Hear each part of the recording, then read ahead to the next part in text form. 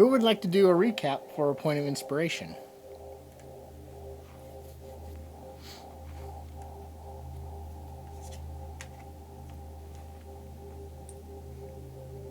Or or if you have a point of inspiration, would like to earn some extra XP. If no one does it, I shall. Go ahead.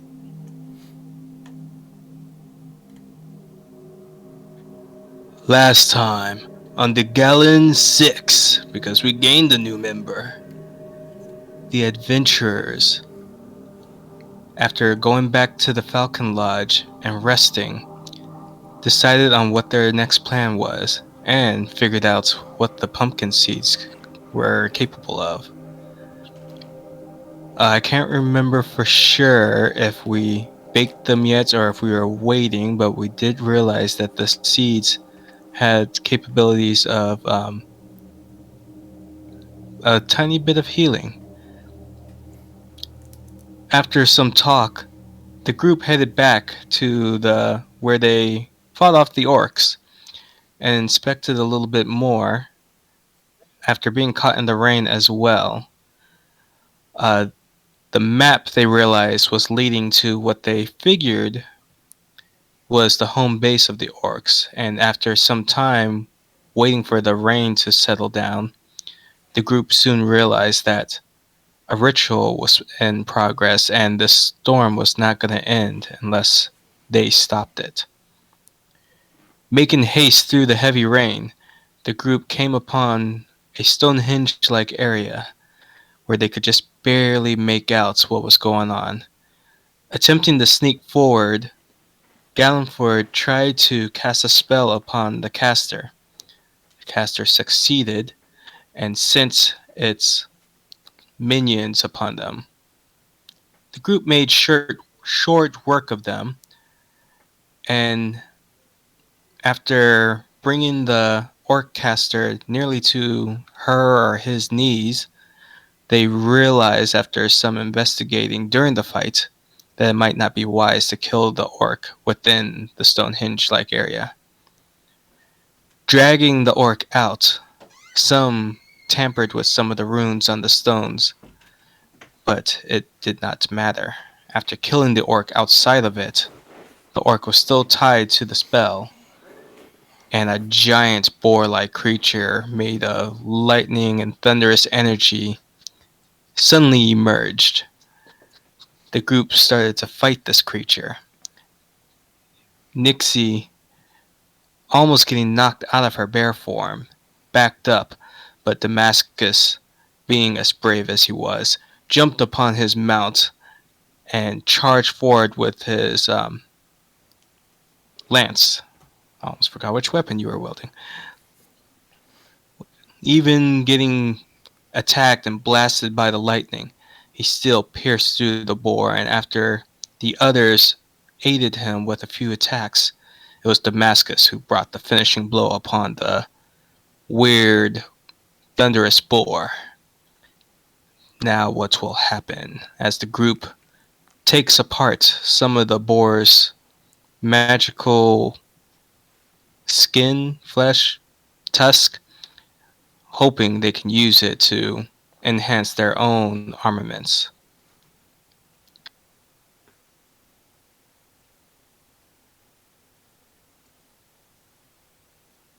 What will happen next?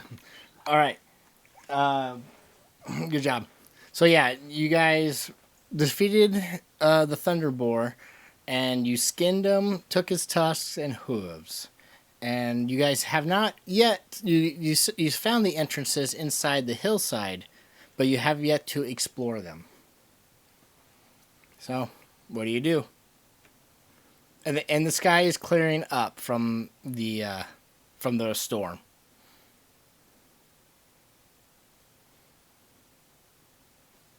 Well, I took a bit of a beating, so I'd like to take a little bit of time to kind of recuperate a little bit. And we have all this boar meat that's just going to go to waste if we don't eat it.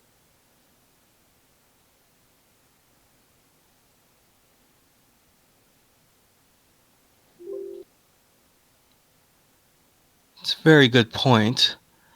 Um, Not sure if we have any other way of scouting it out while some of us rest up here. Do we? I mean, I could always send my bird in to check it out. As can I, Aiden will say. I also might be able to go in myself. I believe I still have a spell slot to cast invisibility. So I could always go in personally as well. And I've been undamaged in the fight, so honestly, it wouldn't be that big of a deal for me to go in there.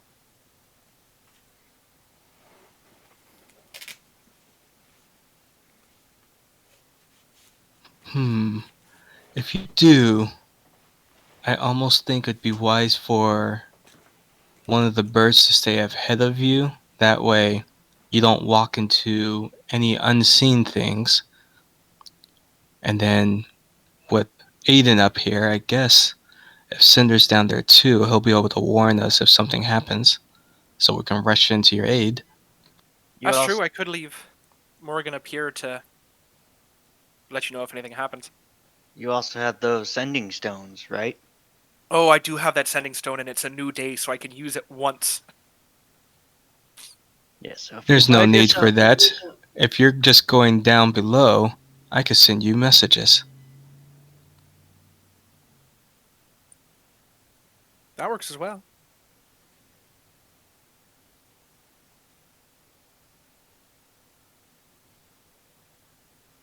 All right, well, I'll head down there and see what I can find. So there are 3 entrances. Which one are you going to? Oh, that's a good question. I'll start at the one down here since I think I'm closer to that one. Okay. I will. you're not going by yourself, are you? I'm gonna go invisible and walk through, and if anything happens, Morrigan will let you all know. Cinder's gonna sit on you, that way Cinder actually knows where you're at. Oh, that's actually a good idea. I didn't think of that. But yeah, Cinder I think can see in the dark. Morrigan unfortunately cannot. So I think Cinder's a good idea.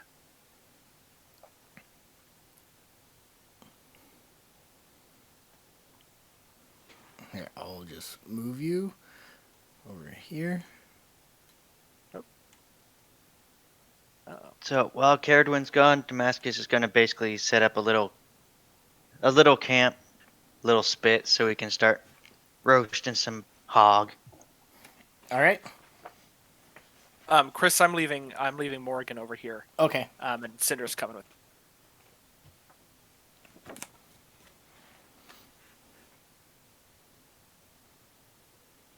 And I would like to see if I can spot some traps before I go any further. Give me a perception check. All right. Cinder's just gonna be watching for anything out of the ordinary while she rides on Caradwin. Quick question. Can you see in the dark? No, I'd have to cast light, and I would definitely cast light before I go in here. Okay. Then you can determine that you believe there are no traps around. Okay. Good. I'll walk a little bit further in.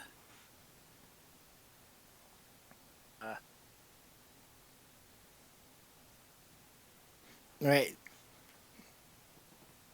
That room, as you look inside, it looks like to be some sort of pen that they would keep an animal. But there's nothing in there right now? There's nothing in there. All right. I'll step this way. Is this an open thing here that I can see? Yeah, that seems to be like a cell. Oh. It's lashed shut with rope. But as you can see, there's nothing in it. Okay, interesting. Is that concentration?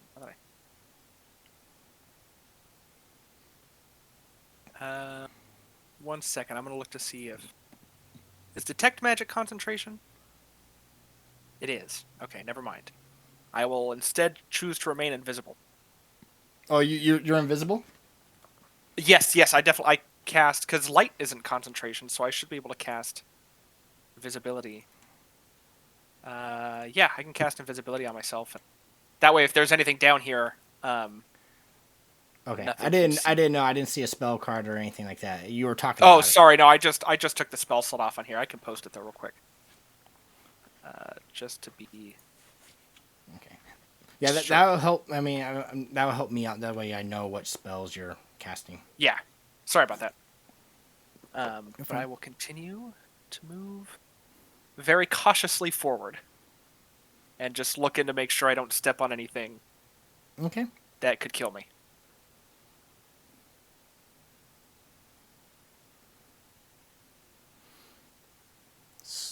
You step there, Oh no. and you find out that this room seems to be some sort of like a room. You see like niches in the wall. You see utensils, berries, some creepy totems. This seems to be where the orcs, the spell casting orcs, were. One. This seems to be a room for one of them. Would I be able to determine if there's any significance to the totems besides because it was the boar wasn't, or would I know if what the boar was? Because we saw that depiction of it in the house. I don't remember if I had figured out what it was. I thought it was. Last time it was on the depiction in the house seemed to be worshiping to the god Ordeal, the god of destruction, and the ritual that they cast up top was seemed to be to summon a lightning boar to cause havoc and destruction. Okay. So the boar was what was being worshipped. It was the god. Yes, and the gods summoned the boar for them. Okay. And then I guess it's safe to assume that these totems are in reverence to this god of destruction. Yes. Are there any spell components that Aiden can see through Cinder's eyes? Oh. So, okay, Aiden's sitting down, closing his eyes. Cinder can give me a perception check.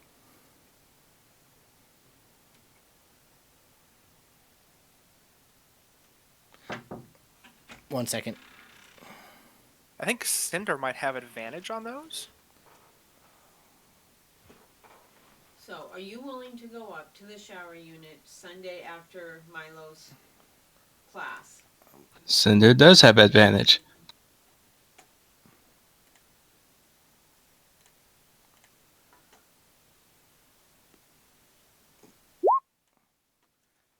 If you need me. It does not change. And then you need to come back on Wednesday? In order for me to go up on Thursday. Okay. And then when you come home, if we have not found someone to be up there, are you willing to go up and work the shower unit when you come home? If you need me to, yes. Okay. That's what I needed to know. Plan on going at least Sunday. Everything okay? Well, but we're trying. Juan has to come and get on Mike's truck. So Brandon, who's up there working, can go on Steve's truck. But then he will be off the shower. And TJ's taking R&R from the 2nd through the 4th. So she can continue to stay up there. So then Junior will go up for that part. So I'll be up there with Timmy. No, because you will be. When do you leave? What's the date that you will be leaving for your thing?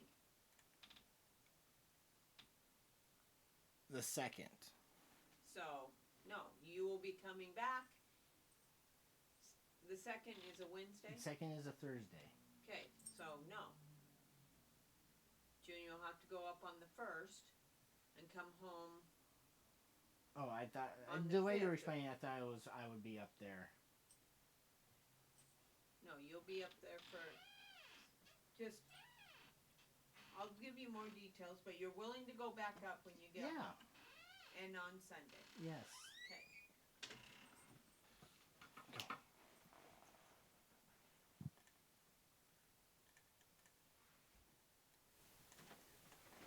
Okay. Okay. Sorry about that. It was a work-related thing. Okay. No worries. Cinder does not see anything that would be helpful as spell component-wise.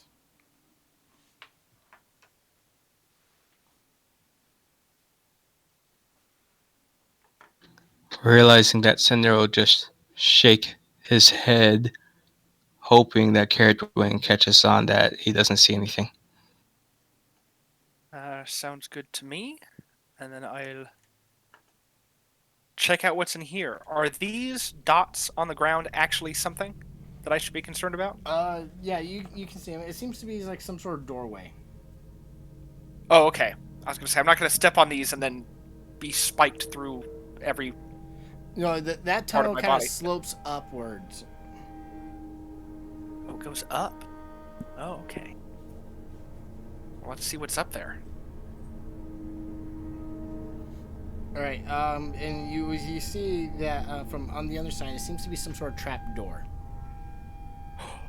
Ooh.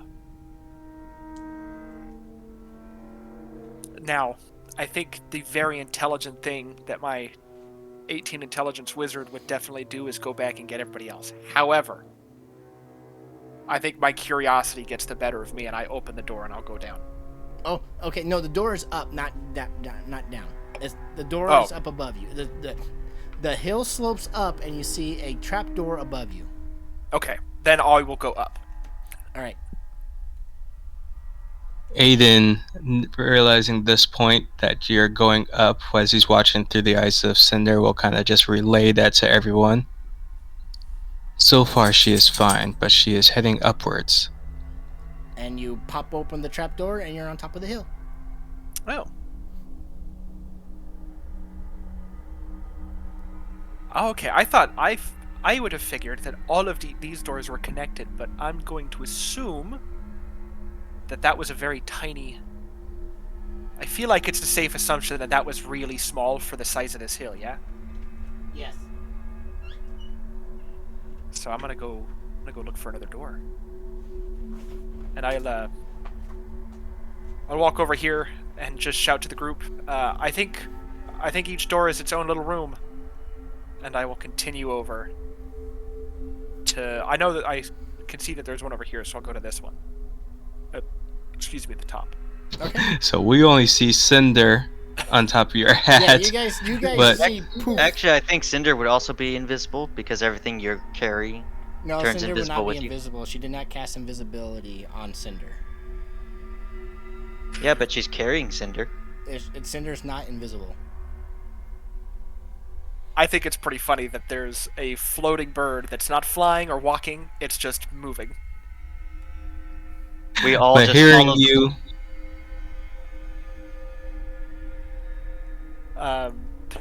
But yeah, I will go over to this door here, Okay. check out what's inside.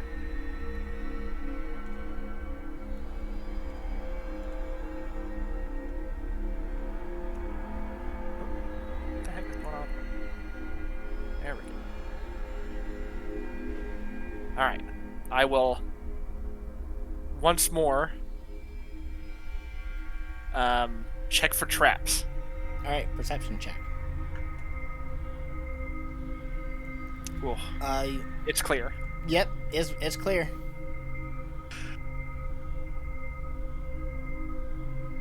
Thank God Cinder's with me. It's clear.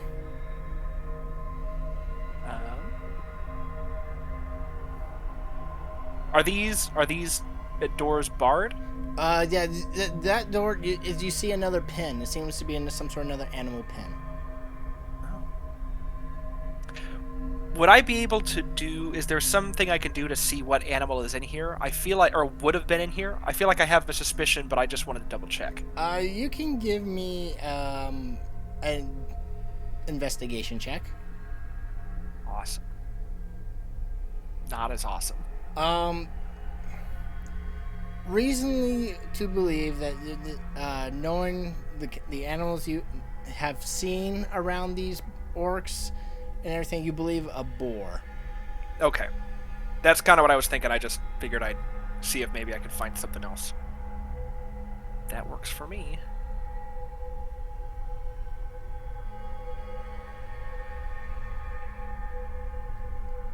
And again, that seems to be another small cell. Okay. And is this a room much like the other one? Yes, With very totems and everything? very similar. Okay. Oh, can I open this door or is it shut? You can open Probably it. You can okay. go ahead. They're not locked doors or bars. I mean, these are, makeshift. Okay.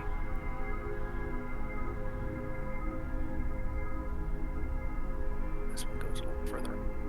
Oh, and I'm guessing it's another trapdoor. Yes, up above. All right.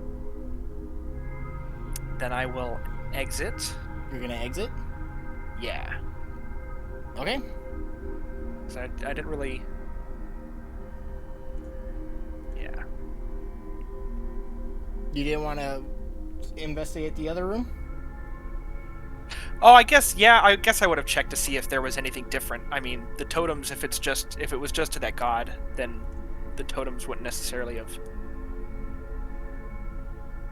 Yeah, I'll see what's in here. So you guys see the hillside pop open. Cinder comes up and then goes back down. You can. Yeah, Carradwood's getting a little ahead of herself. What are you looking for exactly? I'm looking for anything of magical significance beyond the totems. If the totems are the only thing that's in here, then those don't interest me as much. But if there's anything else in here, maybe books or inscriptions or anything like arcane in nature. Give me a perception check. Yeah, you're siphoning through the stuff, and you find in this room a potion. Oh. I will definitely try to figure out what that is later. There's not a label on it, is there? No. Okay. I figured I'd ask. You never know. Yeah, this orc was very meticulous. Everything's it was very OCD. Every shelf has a label for what goes in there. Every ingredient has a spot. All the totems are lined up based on height. Honestly, I think more bad guys need to be more meticulous with how they label things. This potion seems to be like liquefied iron. Ooh. That's really cool. That's what it looks like. All right, I will definitely identify that later. But I don't know. Are there any other door? Okay, there's a door over here. There's one left. Down. Okay.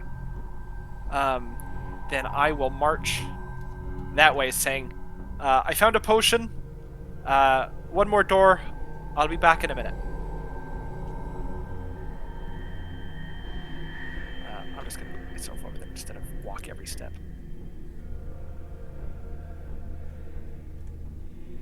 What's the rest of the party doing while Carradwood is investigating? Well, Damascus is cooking lunch.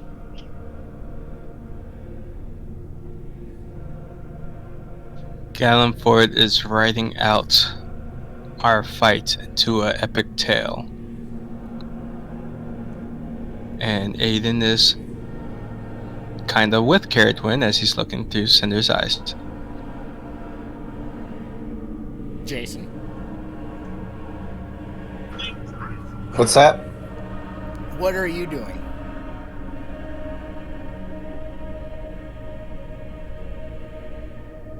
Just gonna chill over here, I guess. You're just chilling by the stone pillar? Yeah, that I'm not getting close to that electric boar thing. You want some boar burgers? Yeah, cheese, please, and some fries and a Coke, thanks. I don't know what a Coke is, and we don't have potatoes. Just the burger then. Damascus, as you're cooking, you realize all the rest of your ingredients are back on your cart. That's fine. I got lightning today. I'm having a burger. Let's see. Does Nyx have druidcraft? Nyx is gonna just help cook. I don't know if she's very good at it, but she's definitely gonna attempt to help. Okay. Maybe try to I- druidcraft some spices to put inside the burger. And I was figuring she'd be off in the forest as I cook this animal in front of her. Well, this animal, I don't think she had any problem killing this animal because this was like a magical beast. But I mean, Well, I will accept her assistance. I also don't see anything that says Nyx is a vegetarian, so I'm gonna hope that that's an acceptable decision that I've made. My cooking is so delicious, she can't resist. Fair enough. this is not Food Wars. All right. Yes, please, because I hate for stuff to happen in Food Wars to happen here. All right. Caradwin. We're gonna check for traps again. Perception check. Awesome. You're confident that there are no traps. Perfect. Let's continue through. Also, I'm curious how the light spell works with invisibility. Am I just an orb of light floating with a bird on top of my head that doesn't move? I'm gonna say, yeah, you're like on wherever you cast your spell light on. It's just like an orb of light just floating there. At least I can potentially scare people away acting as a ghost. Again, that looks to be another pig pen. Are there any tools in this one? And I didn't think to see the other ones. Are there any like sacrificial tools in these, or is it just like a place to sleep and some food for a boar? This seems to be just like a pen, not sacrificial in nature. Okay.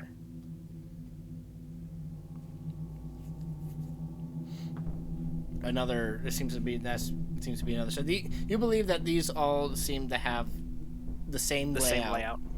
Yeah. And then I will investigate in this room and see if I can find anything interesting or magical or. All right, give me a perception check.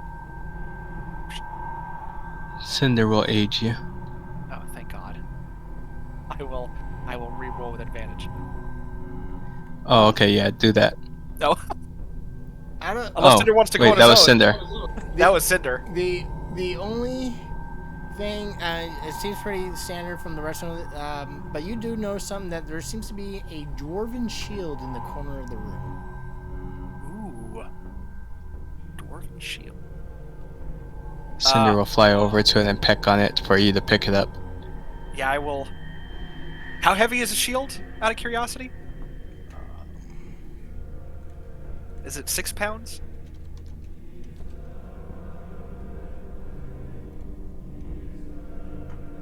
Because if it's over 4 pounds, I am now encumbered, and will have a very difficult time lifting The this shield is 6 pounds. Awesome. I am really struggling with this thing. Up top, Aiden will chuckle a little and be like, "Looks like she found a shield. She can't lift it." Yeah, I'm just gonna drag it across the ground and it's gonna scrape a little bit, but oh well. Okay, and this shield, as you pick it up, it is very finely made and almost no blemishes on it whatsoever. Not anymore. Yeah, I was gonna say not anymore. Whoops. All right. And then is that the only thing I can find in here? The only thing of interest.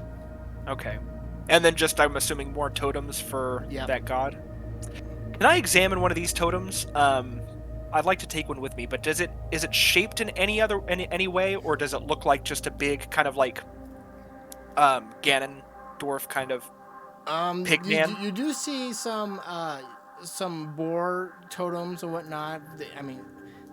But you do see some others that are representative. You believe are of the god ordeal. You can give me a religion check if you want to know more about the god. Absolutely. Let's go for religion. With a 12, you would know that Ordeal is the god of destruction, and he is the originator of the orcs, goblins, ogres, and such. He created them back in the Chaos War to help fight the old ones. Well, I will take one of the totems of ordeal. Okay. As well, and put that in my. Is it a big thing, or is it something that I can easily fit in a backpack? It's something you can easily fit. Okay, then I will do that, and then I will drag the shield, hopefully out of the trapdoor that's presumably up here.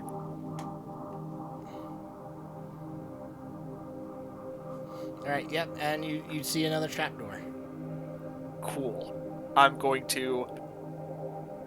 It's gonna be a real like.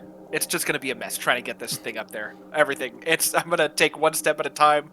Hope I don't break any of the ladder rungs, and kind of try to just chuck the shield through the trapdoor as I get to the top. All right. You open the top. You guys see Cinder popping through, and you see what Cinder seems to be riding some sort of dwarven shield that's swaying back and forth as it's floating in the air, and it seems like is a very heavy item to whoever's carrying it. I'll rush over to help Caradwin. I'm going to remain invisible, but it is very audibly noticeable that she is winded. After I reach for the shield, I kind of look and I'm like waving my hand to see if I can reach for you to give you a hand, not knowing where you're at. It was okay, I need a breather. Just a second.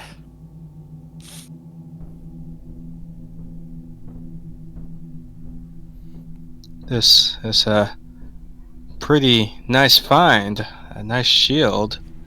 And I'm gonna turn it over just to see what the front of it looks like, if it has any fancy designs or anything.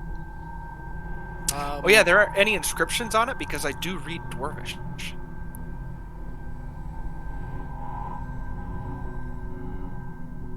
You can give me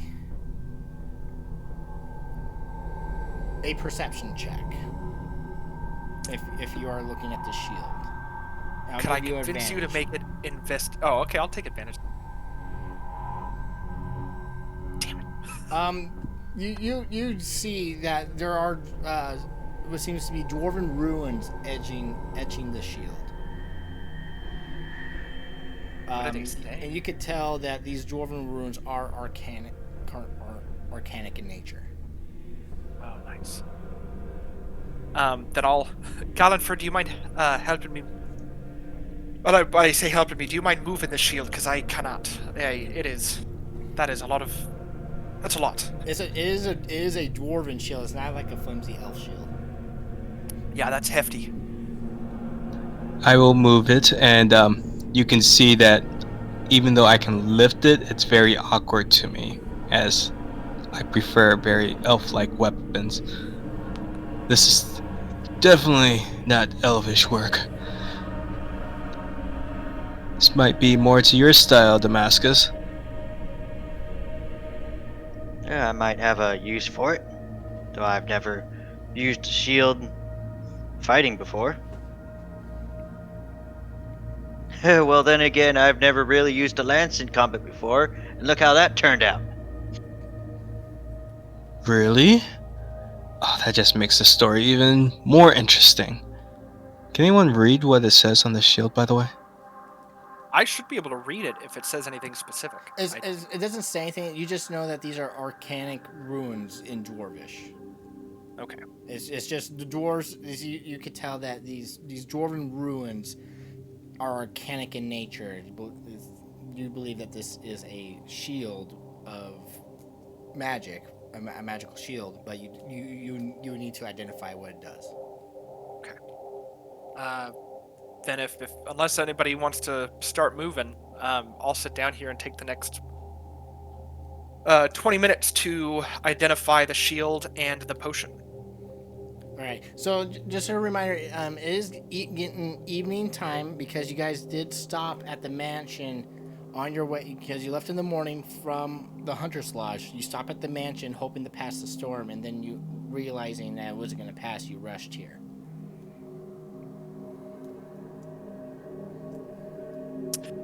Well, the caves are empty if we wanted to take residence up in there. There are animal pens in there too. I don't know if we can fit Harvey through the door, but there would be a place for him to rest.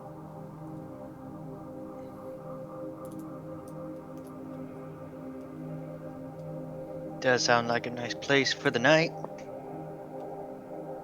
Yeah, we did travel quite a bit, and don't think we can carry everything that we've pulled from that boar back in a matter of hours.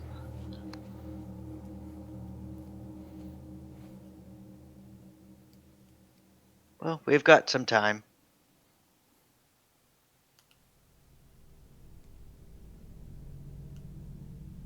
Alright, I got steaks and burgers. Who wants one? I definitely want a steak. I will start passing out food, dinner, it sounds like. All right. Should we move to one of those rooms you found? I don't think Jason's going to come anywhere closer to this boar. Which one was the bigger one? Was it this last one? They're all the same size. They're all the same size. Okay. Then I'll say it'll be a little bit of a tight fit, but unless we want to take up different hovels, but it'll at least be shelter for the night. And if there's one thing I know, it's that we don't want to be out here too late at night. I mean, how many times have we run into that dragon? Yeah, I think the dragon will have a hard time getting through any of these little passageways.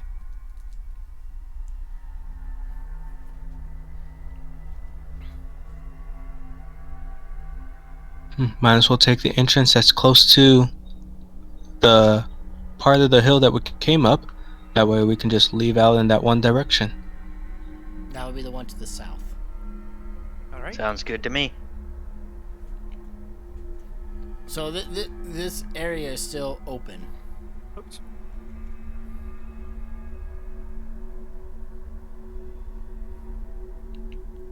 So you're all gonna pack in? Yeah, I think we're all gonna pack in. All right. You guys have dinner. The meat is tingly.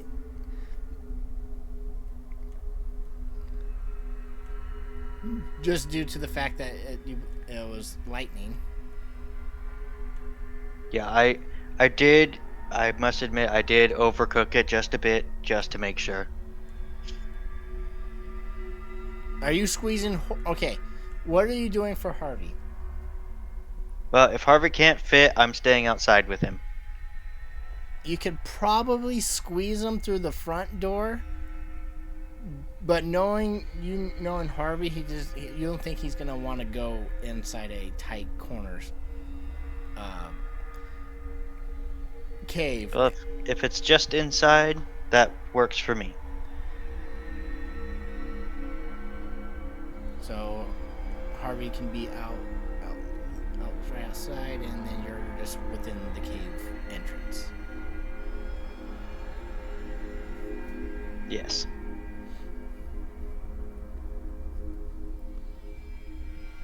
So what are you guys doing in the evening?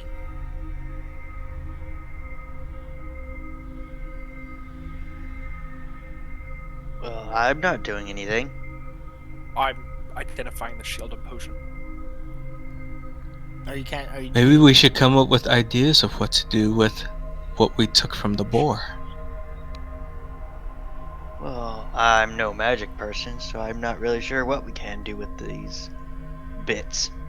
What are you identifying first, Caribou?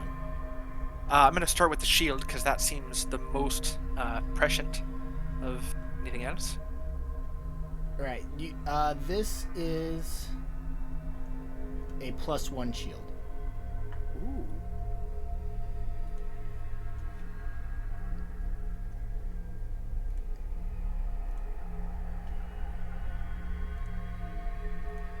It's in your journal. I'll definitely give that to Damascus uses a shield, so I'll give that to him. Say this will. Kind of sounds like I'm the only one who can actually wield it in sufficiently. Well, I figured it may clash a little bit with the mithril, but you'll be a hell of a lot more sturdy with it. That's for sure. I'll give it a shot. All right. So Also, did anybody take the boots of elven kind? Because I also have that in my magic items section, but I don't remember if somebody else took those. I like all forms of elvish work, but I was waiting to see if anyone else wanted them, or could use them, or needed them. Well, I mean, the only time they'd be useful for me is if I go invisible, but I mean, honestly, I think they would go better with your aesthetic than it would with mine. They're too bright green. Oh, we can change that. I mean, I wear more autumn colors, but we can make it work. you could give them to Nyx if Nyx, but That's true. I don't know. Oh, that is true. It would match with her hair. That's true. do you want to give them to Nyx until Carla gets back? Yeah. That sounds like a plan. I think she'd perk up at that. Yeah. Nyx will say, yeah, I'll take them. All right. I can run around and be all sneaky.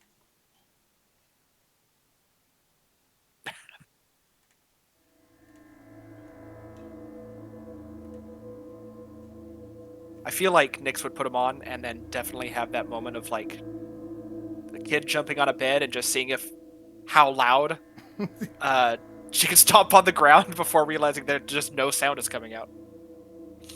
It's probably really disconcerting because it's just Just little puffs of air from dust moving on the It's like on that the scene ground. from Black Panther where he tries on the sneakers and she calls them. I call them sneakers. Oh, yep.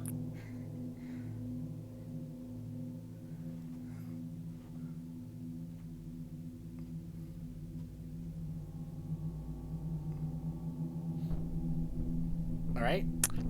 And then what is in store? What do I learn from the potion? All right. You're ritually casting the potion. Potion seller.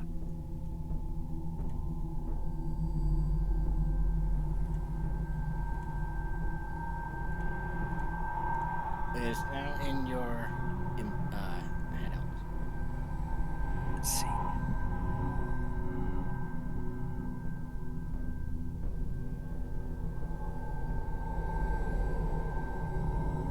Oh my god. What is it, Caradwin? Oh my god. It's amazing. I feel like this is going to be a hot item, but I really also want to give this to Damascus as well. It is a potion of invulnerability. And after drinking it for 1 whole minute, you have resistance to all forms of damage. wow, that is quite something. That is Indeed. a fantastic and phenomenal thing. Really, anybody could make it useful, but I think Damascus might, with the fact that he's always right on the front lines, Well, Could be to useful. get. I'm not. I'm trying to help. He has that mithril shirt that already gives him. Oh, it resistance does. to not all damage Not to. everything, But but for the the basics. yeah, then in which case, if Aiden or Gallenford wants to take it, because you also use swords and tend to find yourselves in the midst of combat. I would gladly accept it. This might help me memorize a spell I've seen used before. A spell called the Might of Hercules.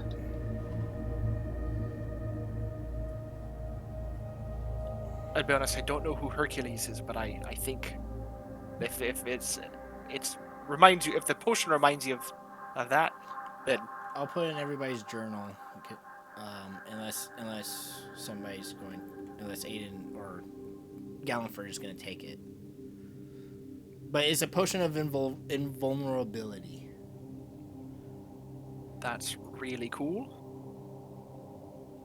I will accept it.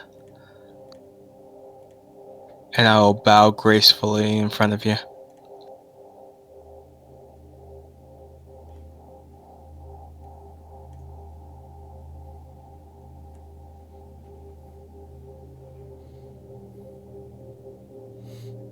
All right.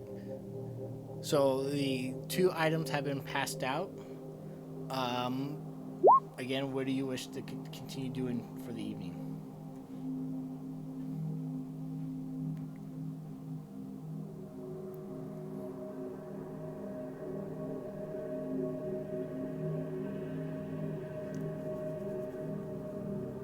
Jason, what do you want Guess to we do?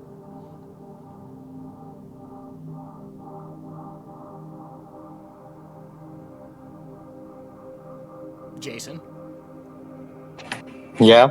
is there anything you want to do for the evening before you rest? Nope. Nothing I want to do.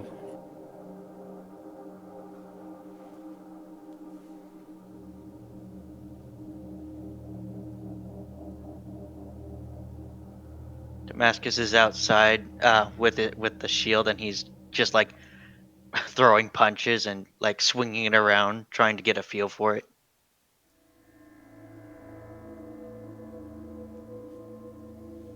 Oh my god, we really are turning Damascus into Captain America.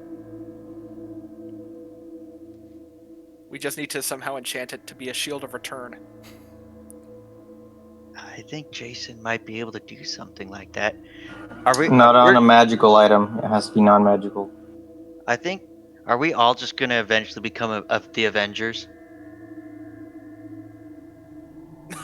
Yeah, I'm gonna become Doctor Strange, and we got Captain America. We have Iron Man. Man. I was almost an armorer, the one where he makes a suit of armor, except armors only shoot lightning and thunder. Oh, yeah, that's not ideal for Jason. So what would Gallenford be? He's just a gender swap Black Widow or something. He's Star Lord. Yeah, I can see Star-Lord. That's a good one. Is Nyx technically our Hulk? Yes, 100%. I think so. Because when she shifts, it might be green like her hair. So All Yeah, right. she's a moss-colored bear. All right. Evening comes. You guys bed down for the night. Anybody taking watch? What are you guys doing? I'll leave Morgan by the entrance, keeping an eye out. Which entrance? This one here. Actually, I'll say by the trapdoor, and I'll recommend that Cinder goes by the front door, since Cinder can see in the dark. Are you leaving the trapdoor open or closed? Oh, definitely closed.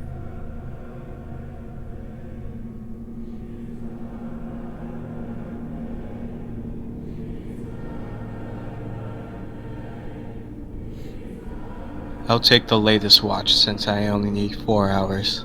Okay. And Damascus, are you sleeping inside the kit? Oh, wait. I'll do this for you. That way you're inside. Are you sleeping inside the cave or outside the cave? Just inside the entrance. Okay.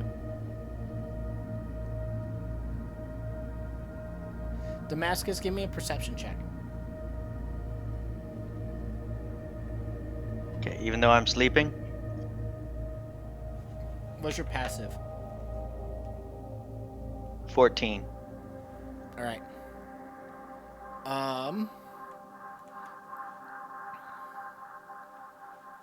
A cool breeze kind of flows through the entrance. You kind of shift a little bit. You hear kind of Harvey. You stir. Horses do sleep, stand while they're sleeping, but nothing to. But you just kind of shift and you kind of do that half awake and then you just fall back asleep. I shift the shield to a more comfortable position. All right. Cinder, give me a perception check.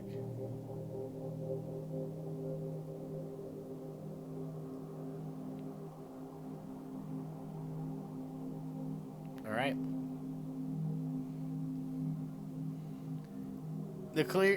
From the storm, the skies are clear. The 3 moons are shining. And all is well. Morning comes. What do you guys do in the morning?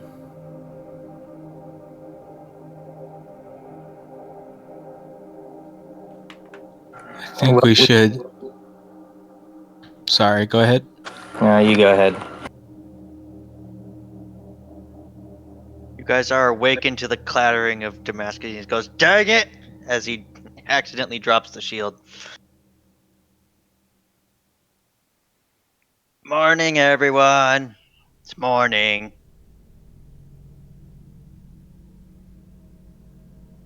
Oh, good morning. Should we get everything situated so we can head back? I think so. Nothing else here for us.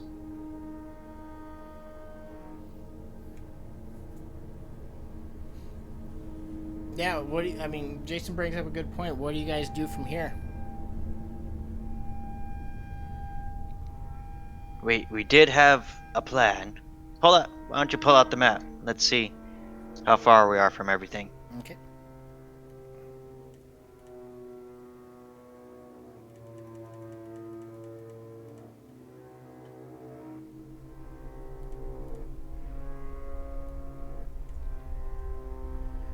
You guys are about in between the mountains and Falcon Lodge.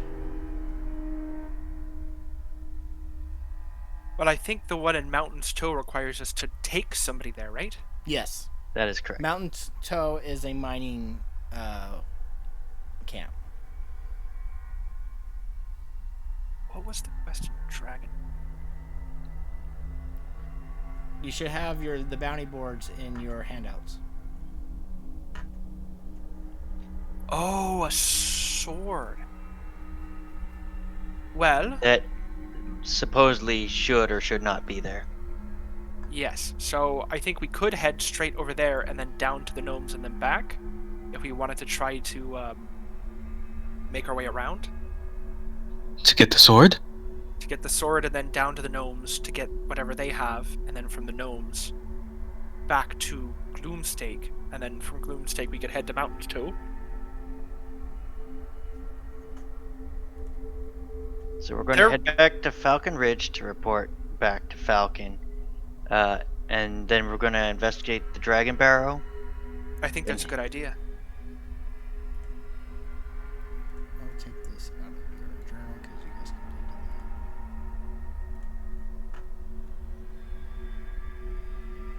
do that. Well, you know I won't complain about going to search for the sword. Anything dealing with magical blades will pique my interest. There's also the Axum Axholm. quest. Where is Axholm at? Is that? That's the Dwarven Fortress. Oh, down here. Okay. That's the place that could be an escape route for the people of Gloomstake. Oh, that's true. That might. Well, but here's my thought: is that with whatever it is that we've dealt with, though there's really no evidence to support this theory, with the orcs having failed to summon an envoy of their god of destruction. A very delicious envoy, I might add. Actually, he was very delicious. There was a kick in every bite, but not like a spicy kick. But it was good. Anyways, with him dealt with, I feel like the town is currently safe. At least from the orcs. At least from the orcs, exactly. So I feel like we have a little bit of time to go maybe deal with some of these other quests that are a little more outstanding, like the gnomes, and could be extremely important when we eventually have to deal with the dragon by getting that sword. I do feel like it would be better for us to have a means of defending ourselves than having a defensible position. I'm of the same line of thought. I mean, going to the fortress kind of sounds like we've already given up on Gloomstake.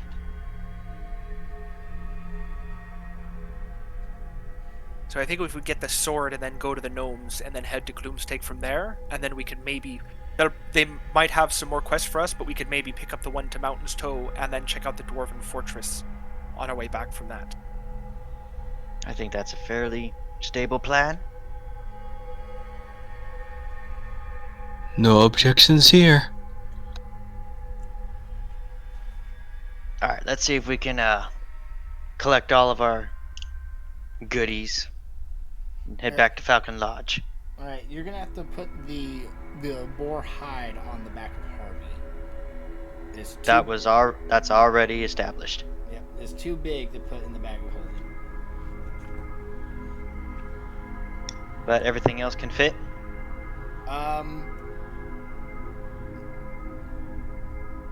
Yes. How much weight are you guys? Are you guys keeping track of the weight? Yeah, I do. Okay, I know it's nowhere near 500 pounds, but I just want to make sure.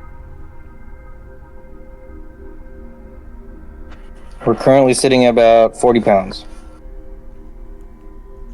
Okay, the tusks and all four tusks and all four hooves will each add probably 10 pounds for the hooves and 20 pounds for the tusks. All four. Each or total? Total. All four tusks equal 20 pounds, and all four hooves equal 10 pounds.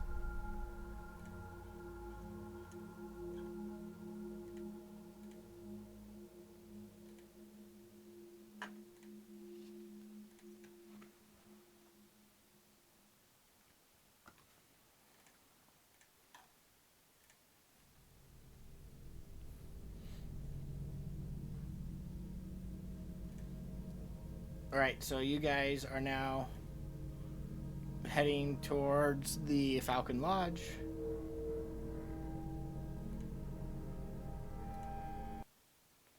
Yeah, we're just gonna basically stop in, tell Falcon, have Galenford retell the story. Alright, and you do remember that those pumpkin seeds, you guys did get them roasted before you left.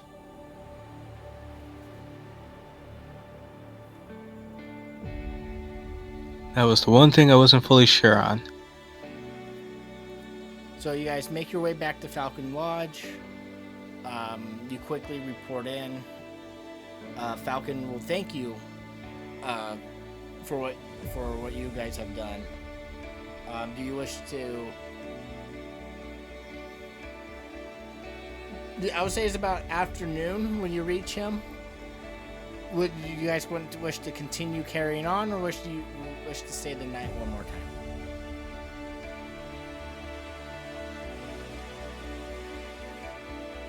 I say we keep going. While I don't think orcs are an immediate concern, we probably shouldn't waste too much time. It's a good point. Um, Before we leave, I do just re-ask Falcon. I think we asked him when we first came there. You didn't happen to have any other supplies in here, did you? None that he can spare. What did you need, Gallenford? Yeah, and you guys are stark full of supplies. You took a bunch of supplies from Blair Skull Ranch. Yeah, we have plenty of food, and I'm sure I have what you need if you need it. Actually, that's a good question. How many group rations do we have left? According to me, we have 10. Oh, awesome. Because I haven't been marking rations because I'm assuming that's what we've been using. So I just wanted to check. Yeah, I basically whenever I say Damascus is cooking, don't use a ration. Awesome. And I will say I did bring a few wrapped steaks for Falcon. Okay. He will graciously take them, and he will have them for dinner tonight. All right. Well, Galenford will retell the story. Damascus will hitch the cart up because we left the cart here. Yep. Good thing we came back. Then we mount up, and I think we're aiming towards Dragon Barrow. Right. Oh, so you're going towards Dragon Barrow? I believe that's the plan. Okay. We're going to make a big detour around the logging camp. Yes, absolutely. All right. It's gonna take. From travel, it's going to take a few days to get to Dragon Barrow.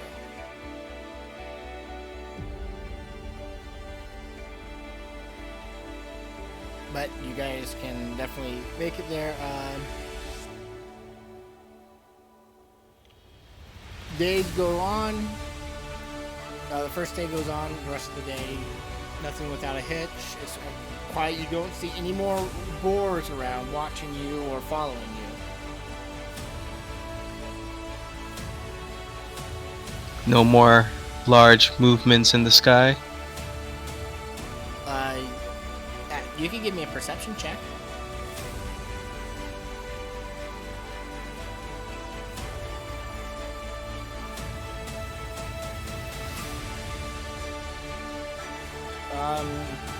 You're keeping an eye in the sky, but as of right now, no large movement.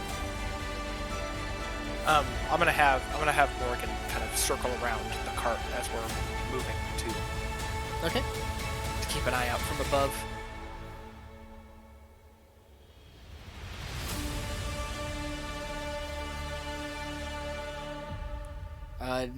Nighttime comes. You set up camp. You continue. You eat a ration for the day, a bulk ration. Damascus makes dinner. What do you guys do for the evening? Is there anything you wish to do?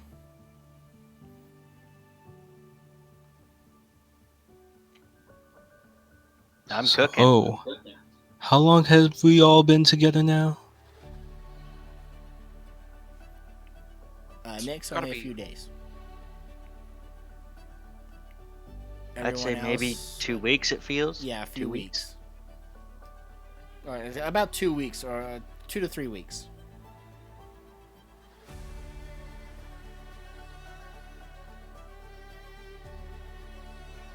What are you thinking, Gallenford?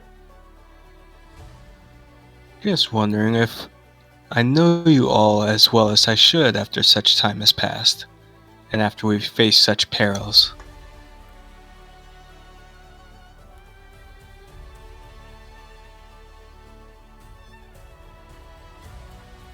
Well, what's there to tell?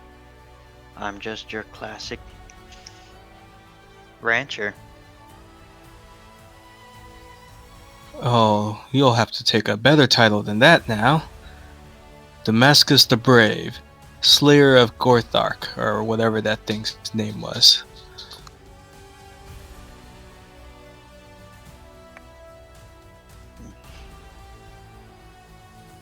My friends used to call me the Breaker when we were kids. That's a really cool nickname. Ah, Damascus the Breaker. Yeah, we used to, we considered ourselves the local vigilantes, and mostly it was just an excuse to start fights. I had a tendency to break chairs and noses.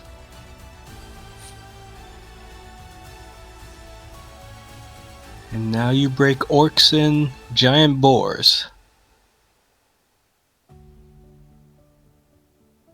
Well, I guess when you get older, your quarries get bigger as well.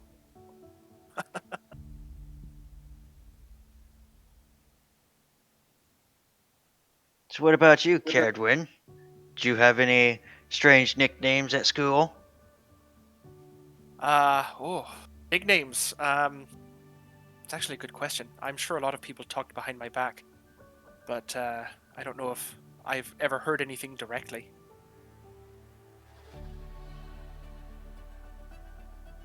There was a rumor going around that I would steal the work of other researchers and plagiarize their research or whatever, but I really wasn't called anything, I don't think. It's not well liked. You spend a lot of time in the library. That's where you did most of your work study. Yeah, I really wasn't around people, so God only knows what they called me.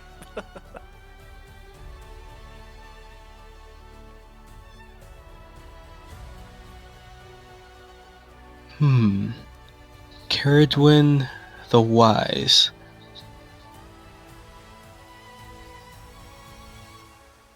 That does sound kind of nice, I'll be honest. Well, why shouldn't it?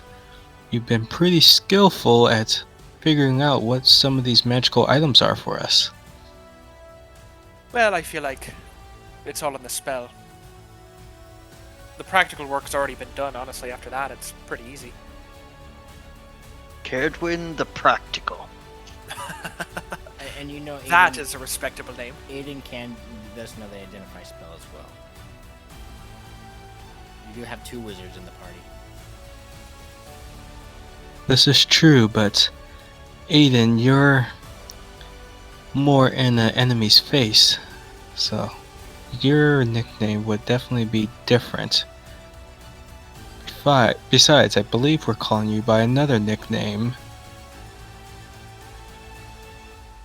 Ash Brimstone.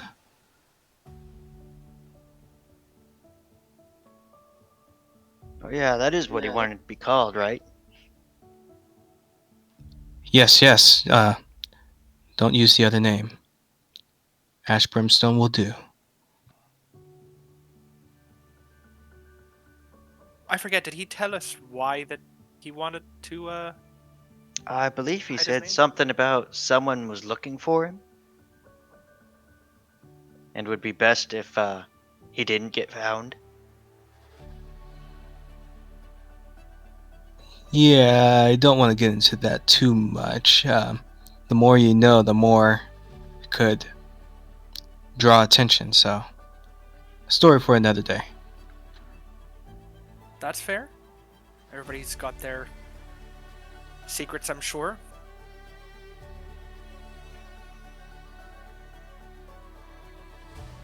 I bet you've been called many a thing, Gallenford.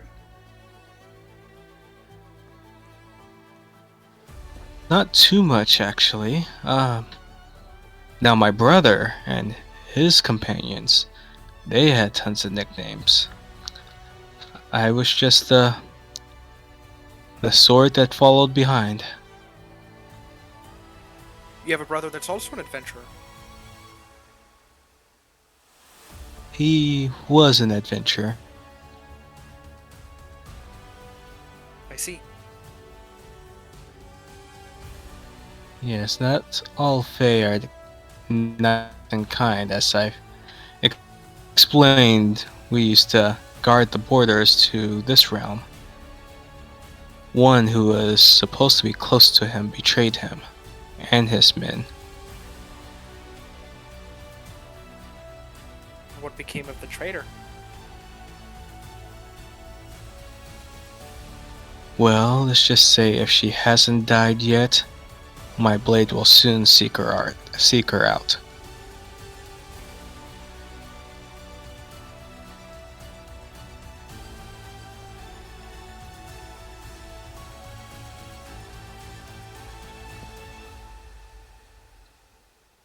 But last I saw, she was somewhere on this plane, no longer in the Feywild.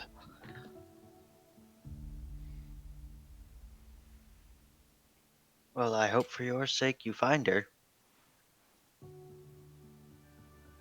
Seems you have some knots that need untangling. Did we give Jason a nickname? You know, I've been trying to work on that, but Jason seems to have a very variety of skills, it feels like. Jason, do you ever Have you- get a nickname from your friends?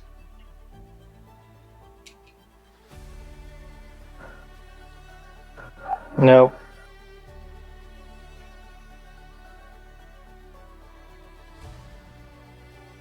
You kind of like Caredwin? Kind of keep to yourself? Yeah, I kind of keep to myself. You know, Jason, I am curious, because you are, you do have quite a bit of magical knowledge yourself. Where did you study at?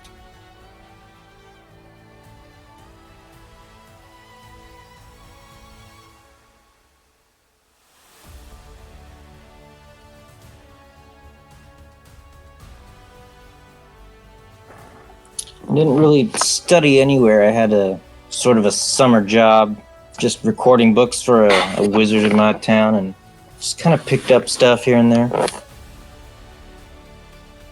There's quite a talent to be able to learn all this just over a summer from some books.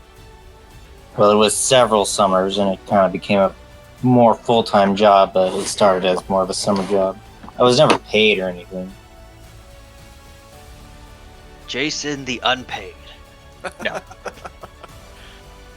Yeah, he might have had the title Jason the Intern at one point, but I think he's definitely earned something better than that. Well, you already have the practical, so Well, we could call him Jace of all trades instead of Jack of all trades.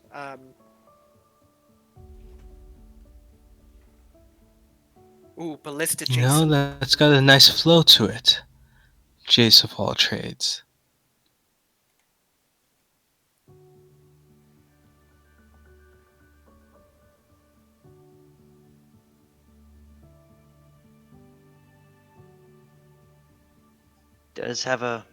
it does flow off the tongue rather nicely. I think it needs work. My other option is Ballista Jason, because you have that really cool arcane ballista that you have. But I think that one also kind of needs some fine tuning. We'll keep working on it. Yeah, I'm amazed a familiar can wield that kind of magic. Why can't yours do that, Caredwin, Aiden? That's a bit of a process, unfortunately, but get there, I hope. Just you wait. Cinder here is gonna get real big one day.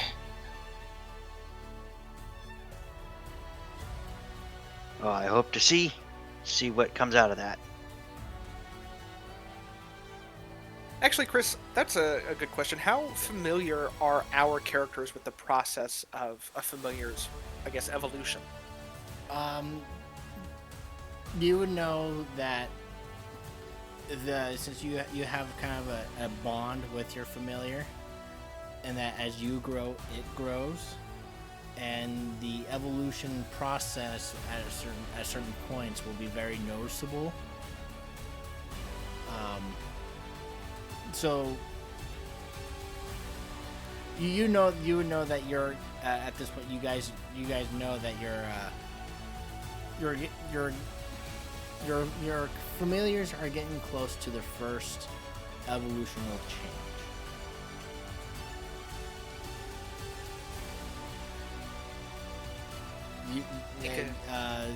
You know that they will soon have a permanent form. Meaning, like, yours will be, if you wish, to be continue to be a raven. Aiden's will continue to be a hawk, that sort of thing. They won't be able to change into other animals. Okay.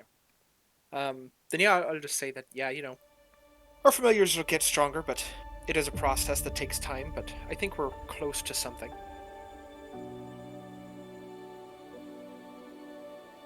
Yeah, I have no idea how all that stuff works.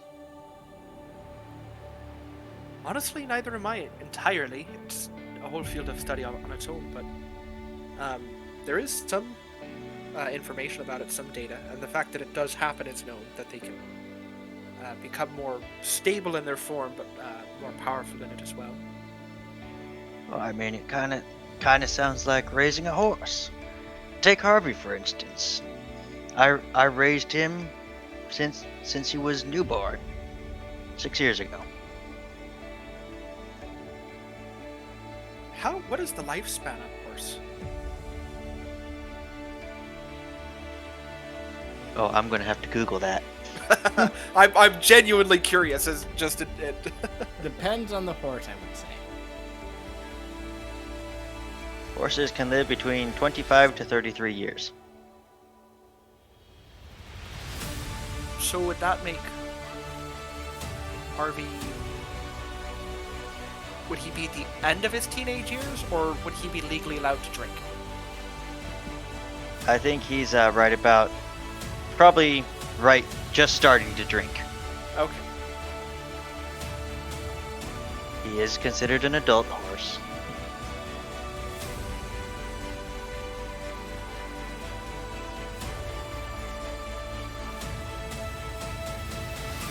Right.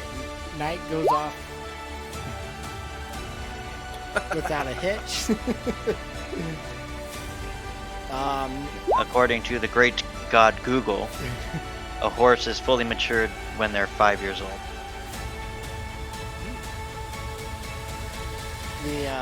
So he's in his 20s. Human years.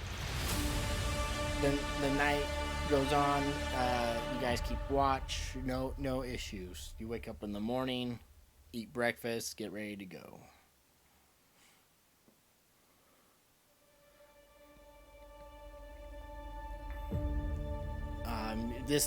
This day you are able. You're going around the logging camp, right? Yeah, I remember what happened there, so I don't want to go through it. Right. Well, do we know where the nearest bridge would be, if there is a bridge to cross the river? Or is it something where we'd have to ford it if we don't go across the southern end of it? I assume since Eel Grey is kind of a little village, there should be a bridge northern You to can find the hunting lodge.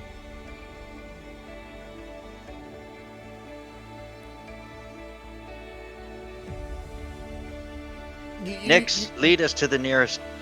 That's true. You would know that there will probably be a bridge closer to Eel Grey,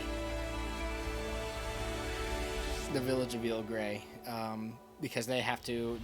They're mainly they're like a lake town, and so following the river and doing stuff like that. Yeah, you would be able to find a bridge to cross. Speaking of which, we didn't ask Nix if she had any nicknames. I don't think I would have the answer to that, I'll be honest. Nix went to sleep early. Yep. Yeah.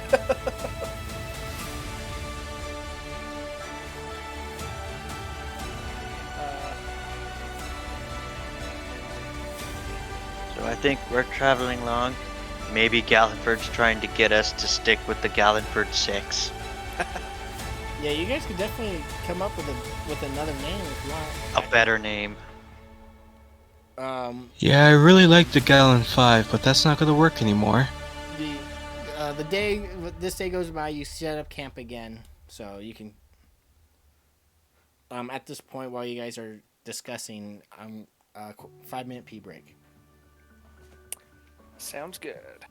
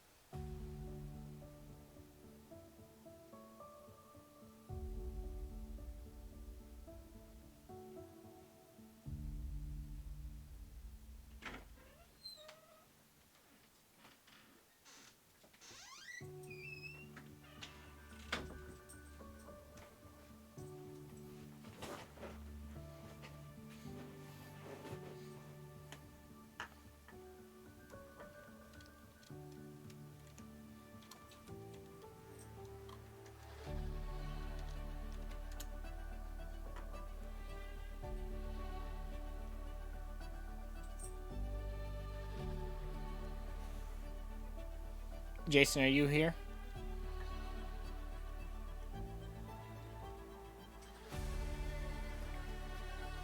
All right, quick sound check.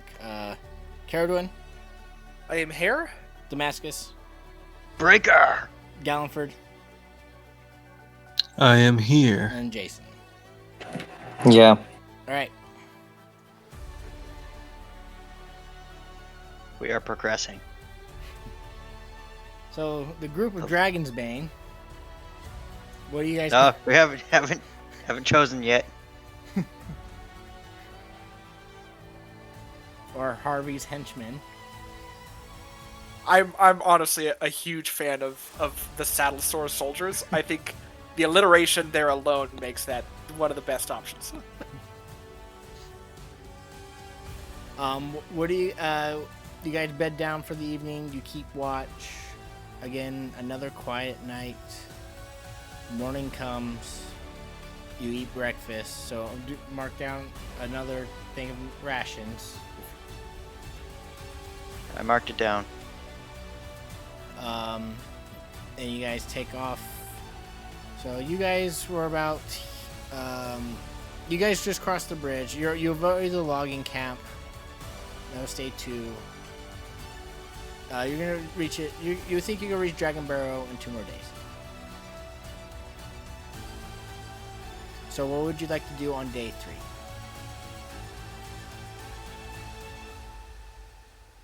As you're traveling. Well, I was thinking maybe we should stop at the river and maybe everybody just take a moment so we're not just always in the cart. So day 2 evening you would because you'll cross the river on day 2. Yeah, I'm thinking we basically stop for a second, maybe take a bath or something, clean ourselves up a little bit. Because who knows when we're going to Should hit another probably street. I don't remember who it was who was skilled at finding them. Well, we should probably try finding some more of those berries. The goblin weed. Yes, well, I don't know why I said berries. They have berries on. Nix and I could probably take care of that with her knowledge of nature in general and my assistance, perhaps. Alright, yeah, you can give me a nature check. And if you're assisting one another, you can either both roll or give one person advantage.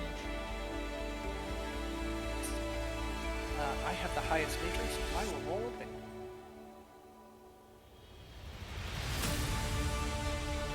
Alright, yeah, Karen, you do find a bushel. Roll a d12.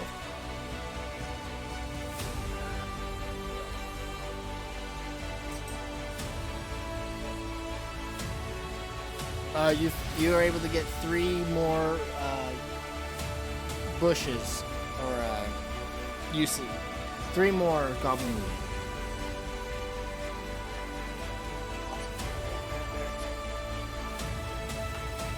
And while they're doing that, Damascus is going to be in the river, picking at the grill marks that his chainmail left from the lightning bolt. Just trying to scrub himself down. Yeah, you've seen you guys seen those images of people getting struck by lightning. The after effect, the kind of like the marking that they leave on the body. Yeah, where you can trace where the lightning bolt went. Yeah, you have that, Damascus, all over your chest and your back. Yeah, I actually think it looks pretty awesome. It's like a little sun on my chest.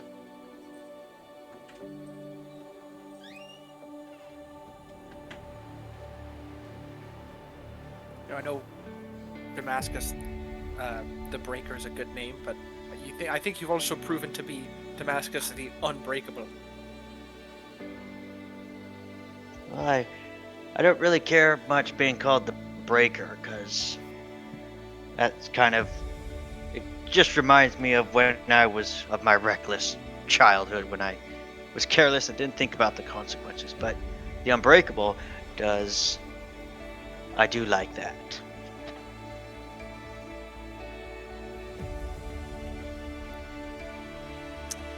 It's a solid name. All right. You guys bathe. You freshen up. You go scouting for some herbs. Day 3. You guys continue on your way. Anything you would like to do on your travels on day 3?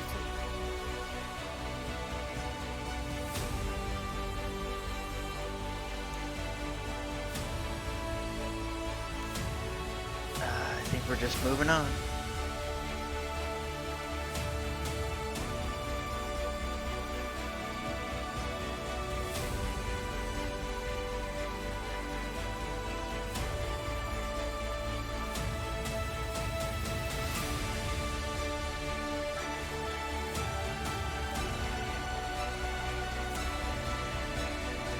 Alright. You continue on day 4. You will reach the barrow in the evening. Can we see it off in the distance, or can we not see it yet? As the sun's starting, evening's coming down, the stars starting to set, you do see what you believe the barrow is in the evening. A 30-foot hill rises ahead of you. It's top too flat to be a natural occurrence. Jutting from the grassy hilltop is a row of 10-foot tall, bone-white rocks that arc toward the stormy sky, outstretched talons. It is not a stormy sky.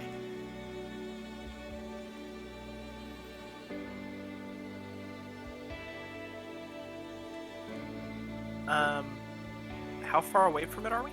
Give me 1 second. This map is so cool. Wait, can you see the map? Oh yes, I can. I probably should be able to, but Why did it? Huh. I'm only looking at the spikes coming out of the ground.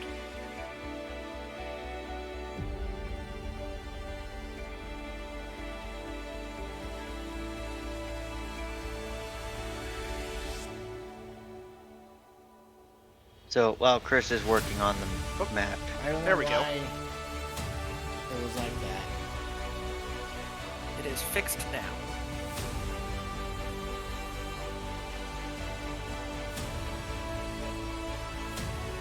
so are we going to head up there tonight, or shall we go up there in the morning? Well, if we want to go in the morning, what I can do is I can send Morrigan to fly over to the barrow and scout it out for us and return by morning. And then Morrigan can communicate to me everything that was seen telepathically. So if we want to bed down, we could send both of the familiars to do a scouting run. They fly, so they should get there fairly quickly and return by morning at the very least.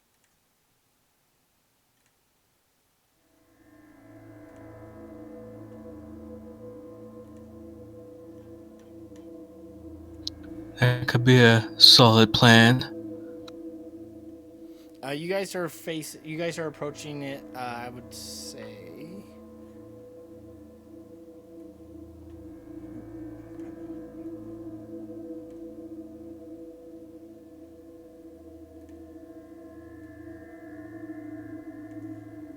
From the south.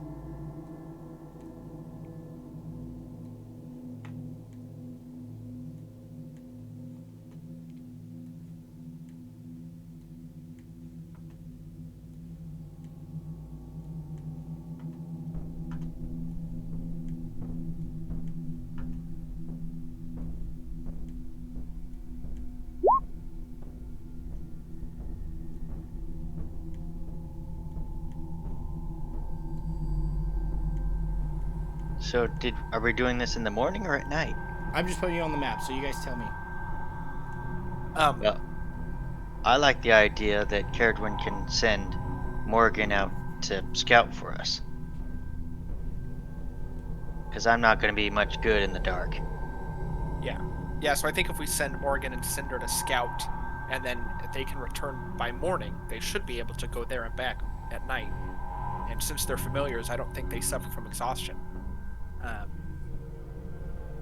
So You're not that close to the burrow. Again, I'm just putting you on the map. yeah, I'm just saying that we could have the birds fly over there, scout, and then return by morning, at the latest, and then they can communicate with us telepathically what was seen, so we would be able to more or less see everything they had seen during the night. And since Cinder can see in the dark, it could be useful. And depending on when we stop, if there's still enough daylight, Morgan can help as well. Well, I'm sure once the sun goes down, we're going to stop.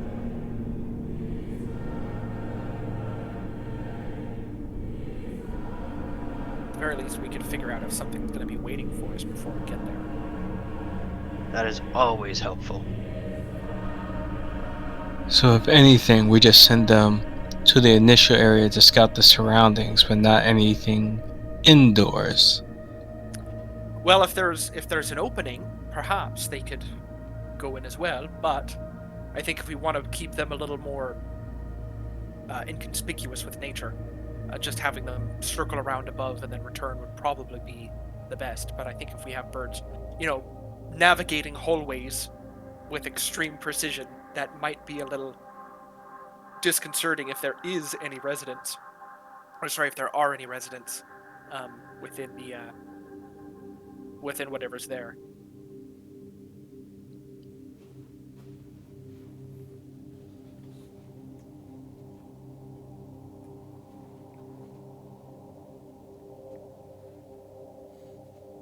All right. So it sounds like you guys are going to make camp and you're going to send the bird.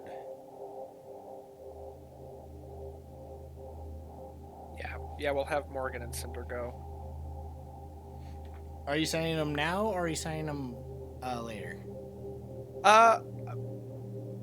We can. I mean, I can send Morgan now, and then if Cinder wants to do like a night flight,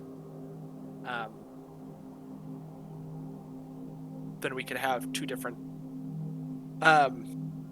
scouts go at different times and see if something changes during the night that maybe is different during the evening when there's daylight out.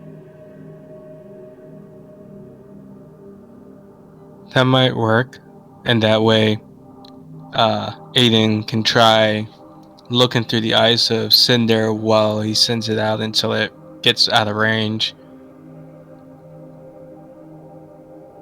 Then yeah, we'll do that. We'll send Morgan first, and then we'll send Cinder later into the evening, or later into the night. Okay. Cinder flies around. You can give me a Cinder can give me a perception check.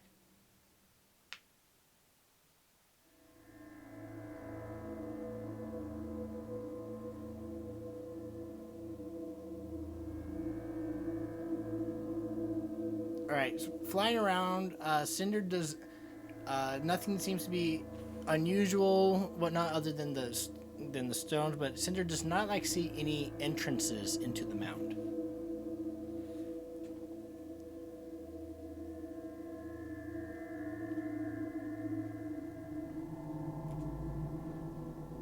Aiden will relay that as he's watching through the eyes.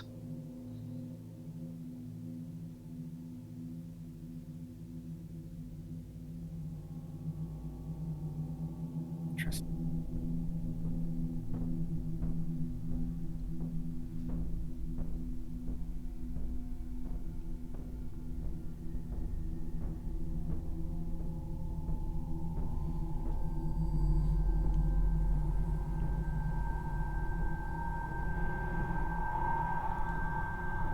I'll probably have Cinder try to circle around to see if he can find an opening somewhere. Maybe near the spikes that are coming up.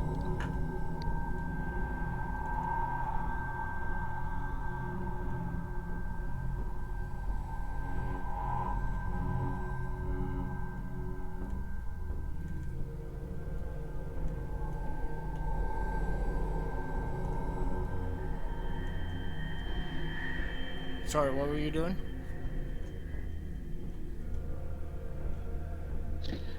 Cinder is gonna circle around the spikes to try and see if maybe there's a hidden opening somewhere. You can give me a perception check.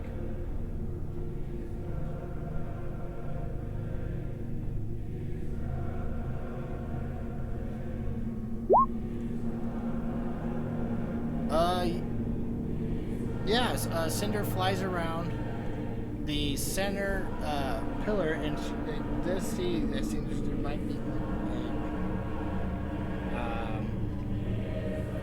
You can Cinder spots an opening beneath the rock of of that particular stone.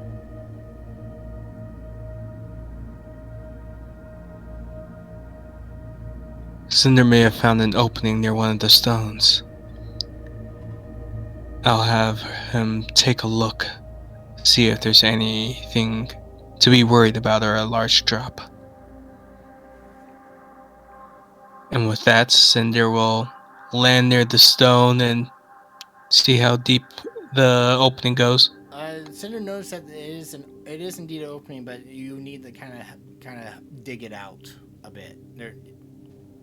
It's kind of blocked from it being overgrown and whatnot.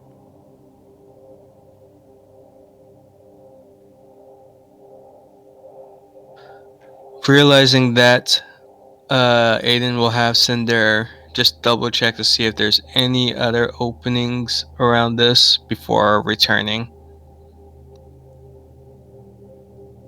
With your 17 and Cinder flying around, Cinder believes that that is the only opening.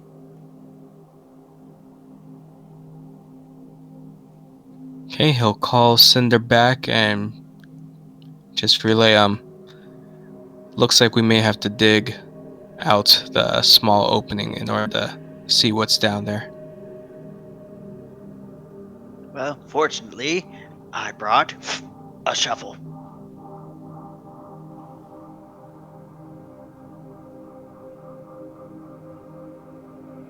You know, I may have something else that could help create an opening, but it makes a lot of noise.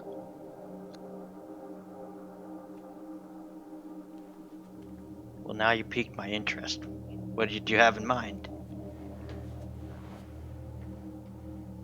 It's a spell that was written in that book that I always held on to. One my brother was always skilled at. It's called Kaladbulg. It summons down a sword that, upon impact, it shatters things that are around it.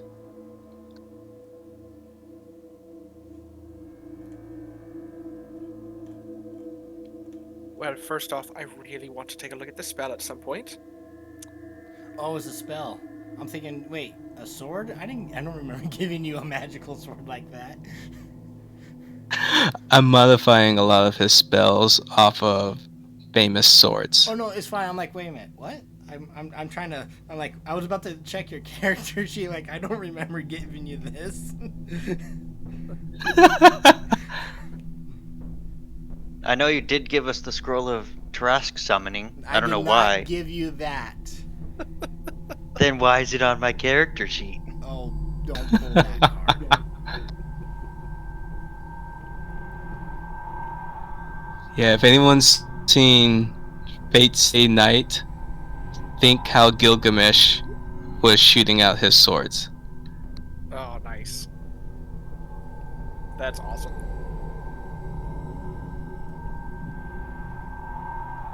So it is dusk. So are you guys going tonight or? No. The birds are investigating. We are camping. All right.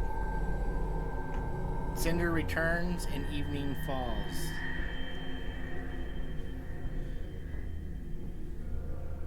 You guys are within line of sight of the camp, as you guys are a ways away, but you do see something in the evening. You see lights floating around the hilltop. Oh, I'm definitely sending Morgan to check those out. Well, that's odd.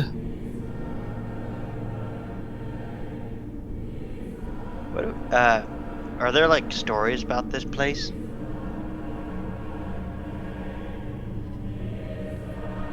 You can give me a history check.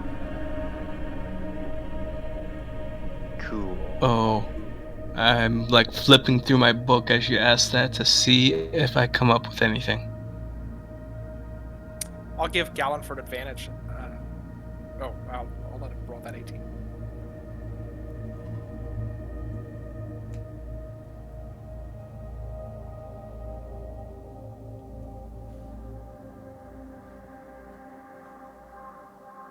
Um, you know that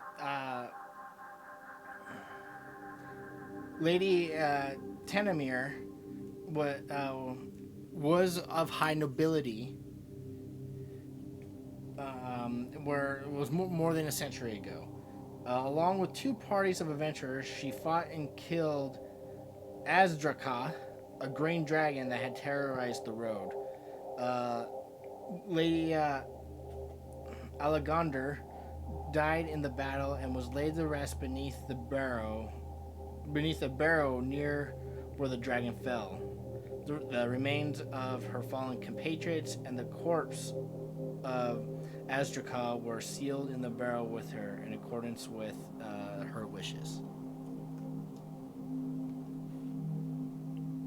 And we're hoping to find like the blade that she used. Yes, and you also know that her also other party. There are some other adventurers buried here as well. Nothing about magical fairy lights or fireflies. Nope. So Damascus just goes, "Wow, that's a sight to behold. Kind of mystical, isn't it?" With my knowledge of the Feywild, do these lights seem familiar to something else that I would have seen over there?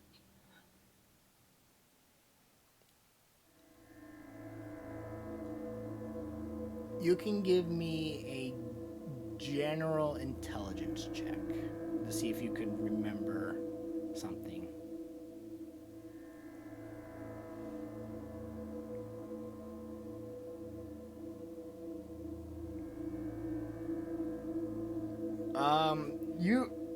You know stories of floating lights, some harmful, some harmless. But you wouldn't. But you don't know what these are.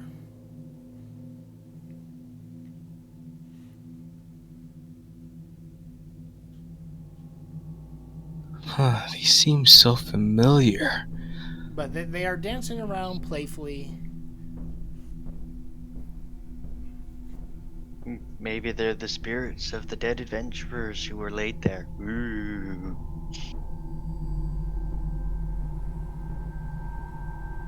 As they say that I'll try to play like a tune that's like a tribute to the fallen heroes.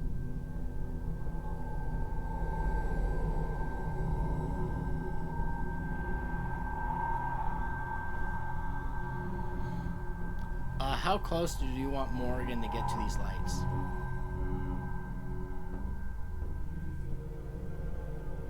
Close enough to see if they can tell what's causing it. Well,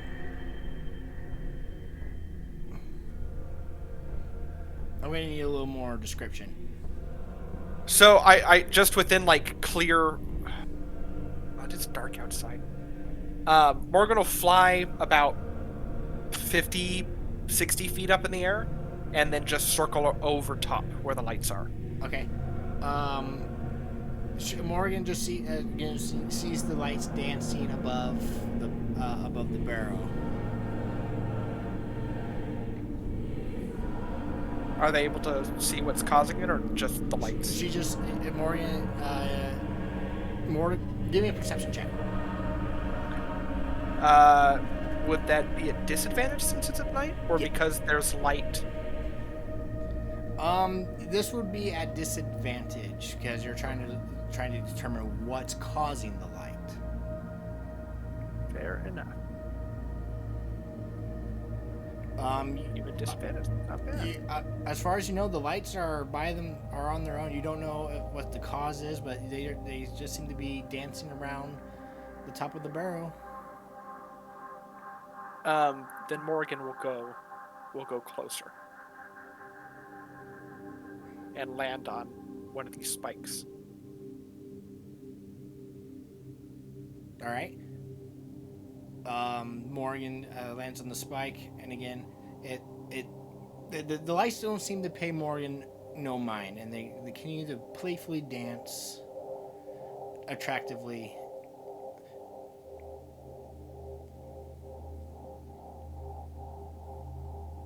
Are they just like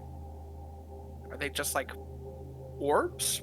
Yes. Do they have a shape to them? Okay. They seem to just be orbs of light. Oh man. What if Morgan tries to like fly near one? Does it move away? Or does it kind of keep doing its own thing?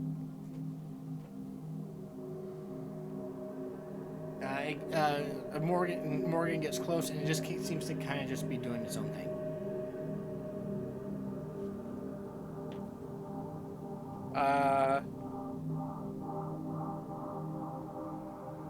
Yeah, I don't know. Morgan will just kind of sit and watch.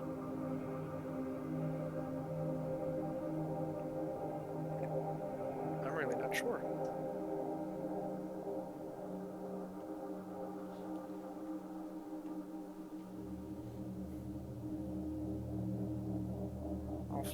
I'll just fly Morgan over here, and then I'll just kind of stay and watch and see how things kind of progress. Okay. What's the rest of the party doing?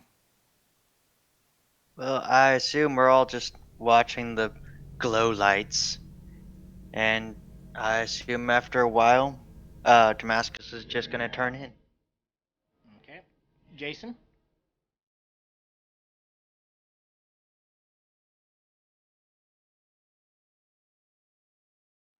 Brad? What? Is there anything you want to do? Nope.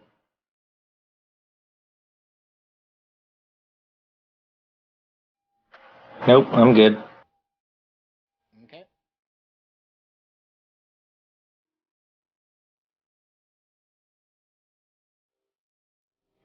You guys Must say, sorry. Oh, go for it. I'm almost curious if we need to try communing with those lights, but we could always still stick with our plan and try in the morning first.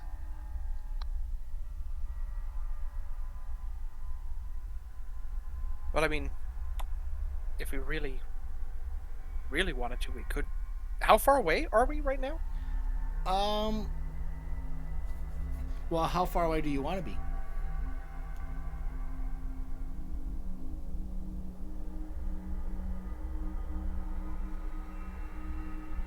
Bad question. I have no idea.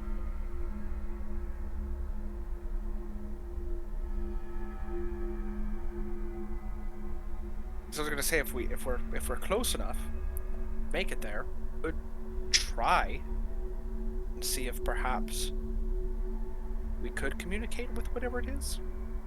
I mean, you're within walking distance, but you're not. I would say you're not close. I would say you're about 100 yards away. Yeah, I was gonna say we're like half a mile away. Where if something was bunkered there and wanted to attack us, we would see it a long ways coming.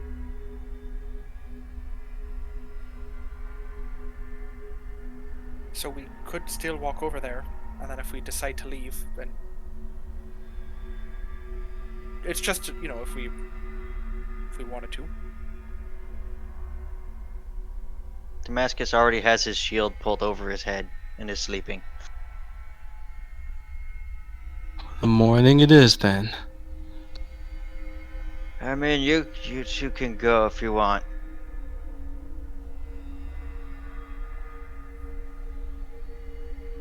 Ain't no way I know how to call upon the ghosts of the dead and commune with them and all that other mumbo jumbo. That's your business.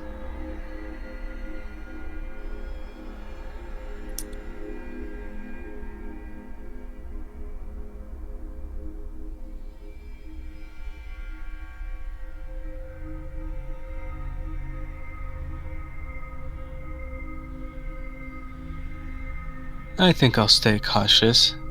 I mean, I don't want to repeat what happened in that log mill, or whatever that place was. The I don't logging want to camp. think of it. All right. You guys stay back in camp.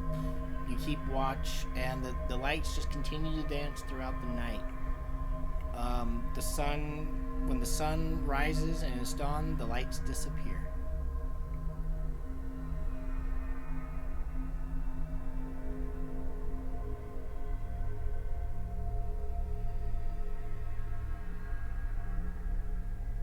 Alright, as Damascus is making breakfast, he's gonna ask Hairdwins, like, so did Morgan see anything we need to worry about? That's a good question. What did Morgan see over the night? After I'll have him return. The Morgan just saw the lights dancing throughout the night, ignoring Morgan.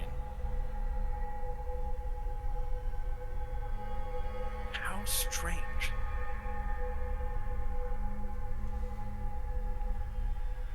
Well, I don't see any reason to hesitate. I say we go over there and investigate. Perhaps you'll find some answers. Perhaps.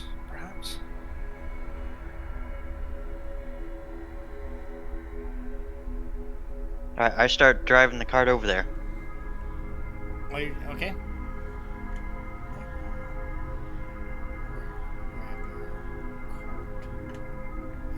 I mean, after that one orc attack, I don't want to leave Harvey too unprotected. Nope, that's fair.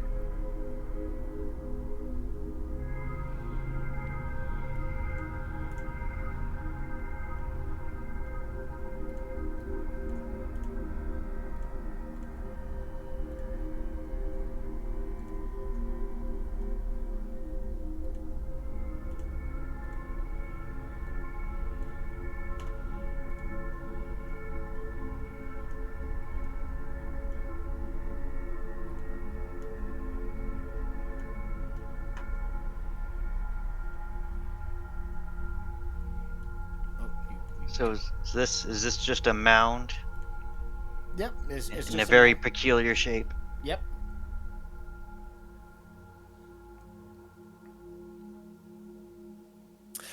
That's actually a good question. When Cinder and Morgan, if they were flying high enough, because I had Morgan fly about 60 feet above the ground to check out the lights, would they have seen what the shape of this thing looks like? Yeah, you would. It looks like the shape of a dragon. Yeah. I just wasn't sure if we could tell that from where we're standing, or if we would have to have the birds fly high enough up to see what it was. You would have to have the birds fly high enough to see what it was. Other than that, you could walk all the way around and get Okay. a feel. Alright, So would Damascus- Morgan have noticed the shape of this if they were flying that 60 feet up last night Yes. while the lights were dancing? Then I will relay that to this entire barrow does have the shape of a dragon. Yeah, what now? Says Damascus as he's already up on the mound. Yeah, that's the back of a dragon's skull, technically. Maybe a skull, but if it was a real dragon, that's what that would be. So what would these things be? And he's touching the pokes at the white stones. Its spine, maybe? You think these stones might have something to do with those lights we saw last night? Perhaps. I'm gonna stop shouting and actually make my way over here. And to investigate.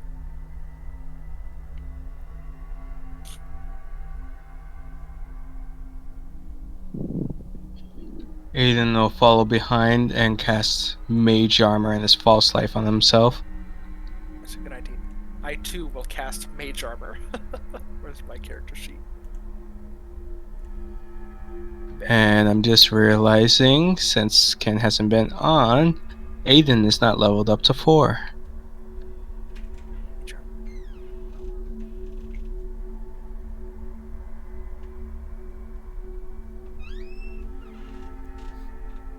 Armor. Keep him. Well, Yeah, he's good. He'll be fine. he'll be fine.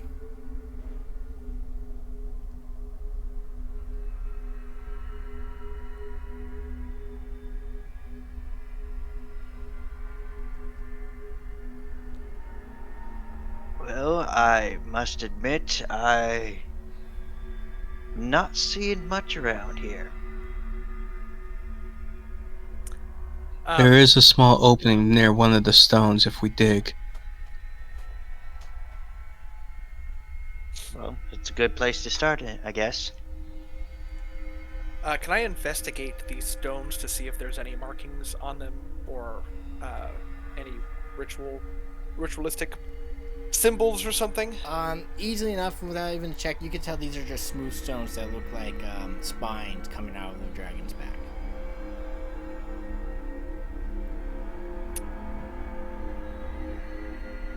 Where is this hole? Damascus will pull out the shovel. Was it this one or this one? You remember it was this one. Which one?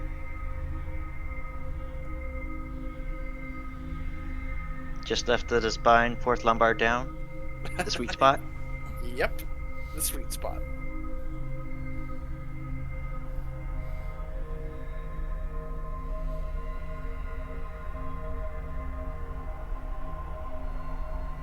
Alright. Jason, are you going up?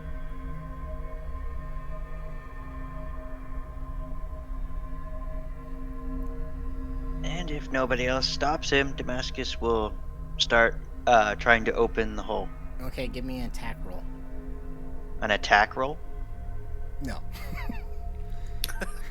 I am attacking the dirt. With my minor shovel, which has advantage on minerals. You easily enough with your shovel and your tools, yeah, you're able to clear out the hole, and you do see what seems to be a stairway going down. Well, would you look at that? Who would like to go down the Good work, creepy- Cinder. So, who would like to volunteer to go first down the creepy stairway into the dragon spine?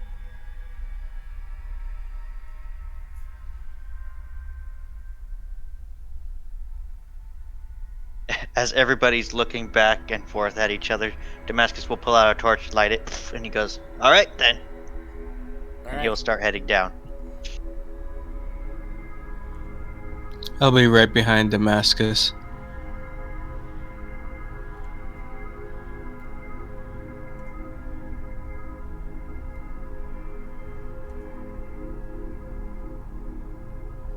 Just saying, Chris, we can see the entire map. I know. I don't know what happened. I'm just roll with it. Right. Role play.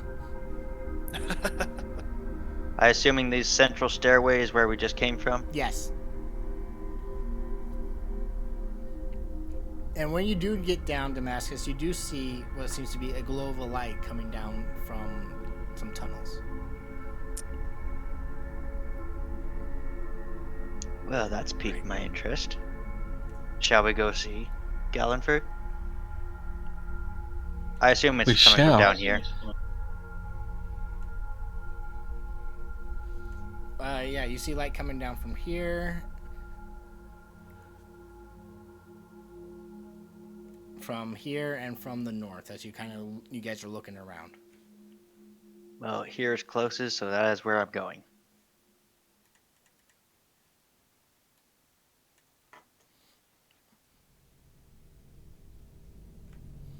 All right, when you get there, you do see one of the glowing orbs that you saw last night, just kind of dancing around. Hey, Caradwin, This might be the source of those glowing lights. Go back. Here? Yep. I need you to give me a dexterity saving throw. Oh no. As the floor beneath your feet begins to crumble. Cool, I'm going to use my inspiration.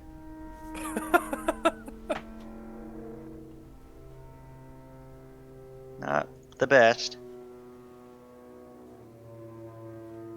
11. All right. Just barely in time as you... Do you want to step forward or step back? Well, if the forward is crumbling, I'm stepping back. Okay. A pit trap reveals itself right in front of you. It's 5... It is...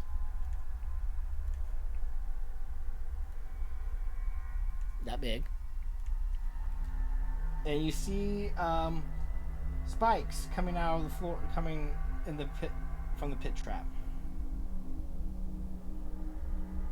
So it's just like a tiger trap where it's just spikes. Yep.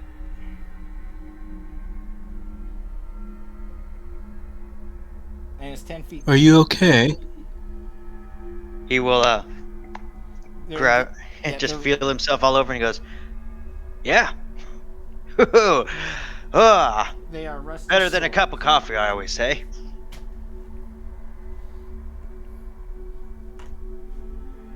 You were saying, Chris? The spikes are rusty swords sticking out of the ground. It seems somebody didn't want anybody poking around down here.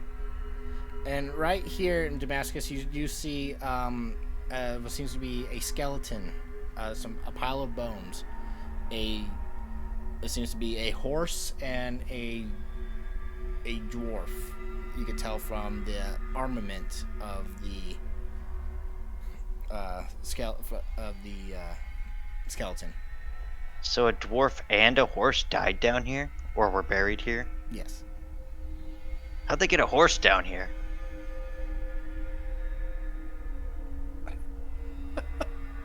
There's a joke I could make here, but I feel like it'd be insensitive to Harvey, so I won't.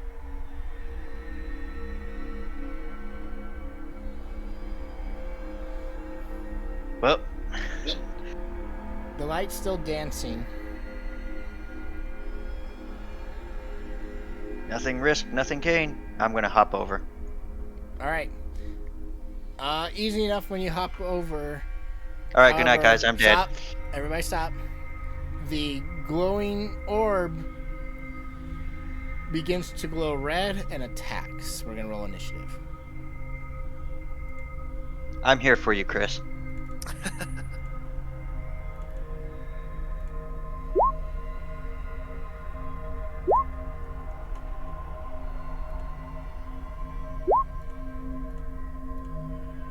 Oof. Oh, that's two crit fails on initiative.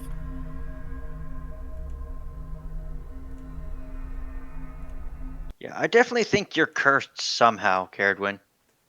I rolled a 16. Nixon is the one that rolled the nat 1 technically. Yeah, that's what you're going with. That's That's my Nix's roll. excuse. Never mind. Jason, Damascus calls out, saying the orb is attacking him. I didn't say that. So, the voices are speaking for me. Oh, by the way, this orb is attacking me.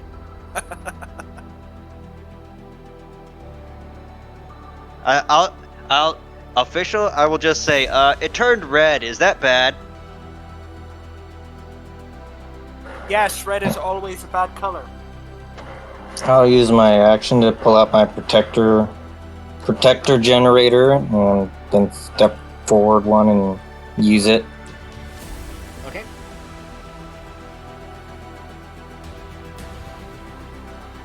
So everybody within 10 feet of there gets 10 temporary hit points.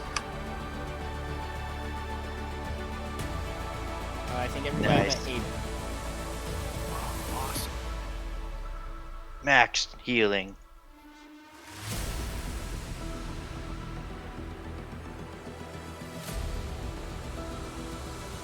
Is that your turn, Jason? Yep. Okay. Gallenford. Gallenford's going to draw his blade, hop over this pit, and thrust the blade into the red light. All right. You give me an attack roll.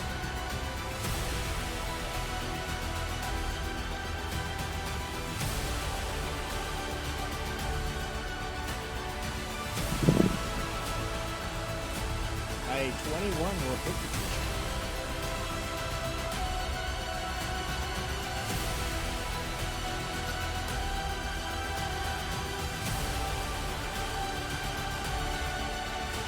And as I hit it, I will and move over to this corner. I have mobile now, so I'm able to back up without provoking.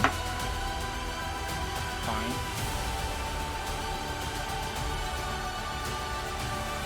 Your mobile is disabled in this tomb.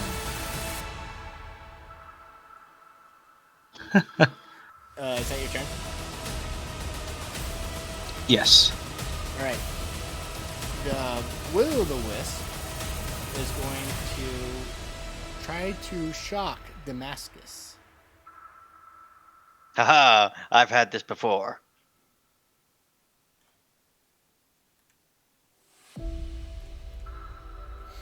Being prepared and seeing the electricity growing around the orb, you easily defend yourself against its attack. My chainmail acts as a Faraday cage. Damascus. I'll go, what sort of freaking lightning bug is this? And I'm gonna swat at it. Alright.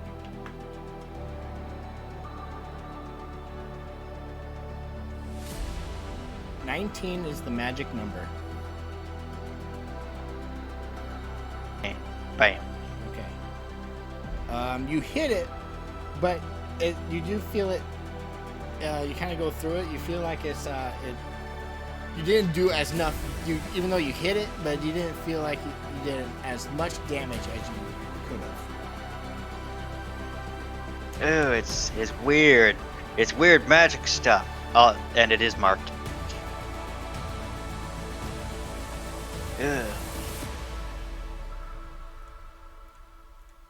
I'm just gonna step there. All right, Caradwin. Right, well, last thing I was expecting was the orbs would attack, so I'll move 10 to here, very careful of the edge, and I will just cast a cantrip, because I really don't want to waste the spells yet. So I'll cast Chill Touch at the Will-o'-Wisp. Okay. Why did that just put damage? That attack roll.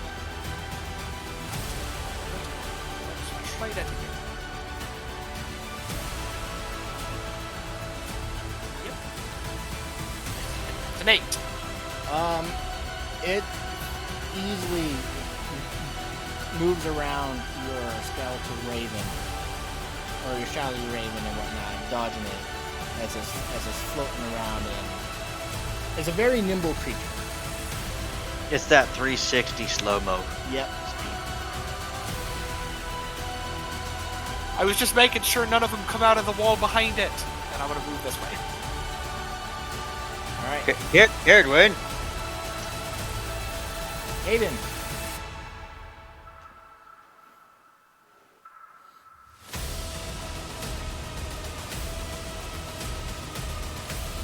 Aiden is going to step up and hurl a produce flame at this thing. All right.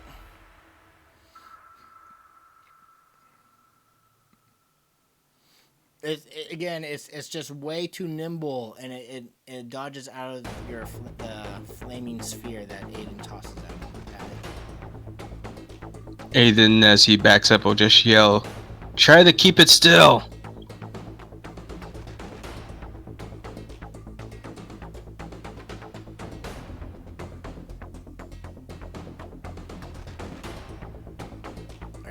Nyx.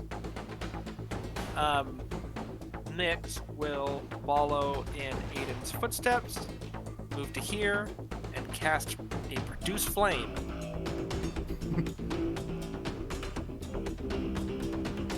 For a 16.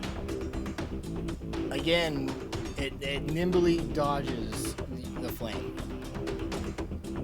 So based on this round, we need to get up close and personal. 15. Okay, perfect. No, 25 speed of movement. Okay, Nyx, I think, has to remain here. Yes, because Nyx does not have enough movement speed to get back. Alright. Cinder.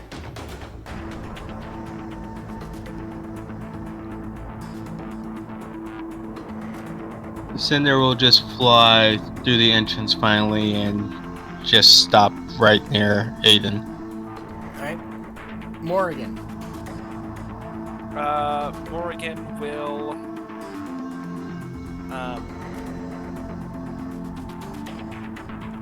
Morgan's gonna fly 5, 10, 15, 20, and give Damascus the help action on attacking this thing. Alright. Jason.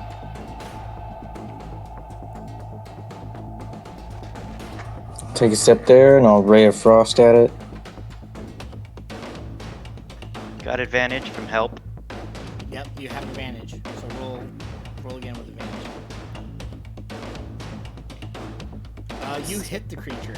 You hit it with your Ray of Frost. Thanks to Morrigan. I thought Morgan specifically said Damascus help, but whatever. Well, the help action is to whoever the next attack. Yeah, the help is the next ally. And then I'm just reading up to see if my cannon can run on walls. I think it actually can. Yeah, I think it does in climb speed.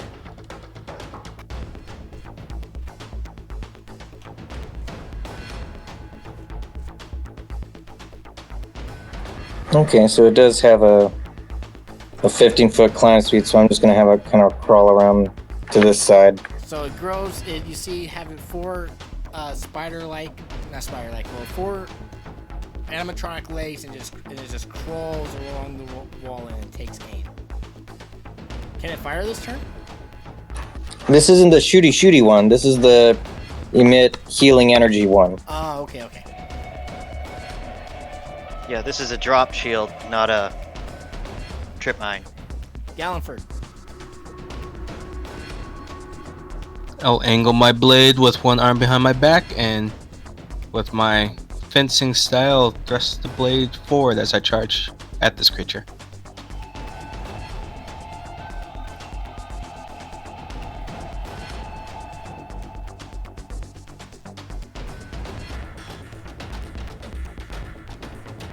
Yeah.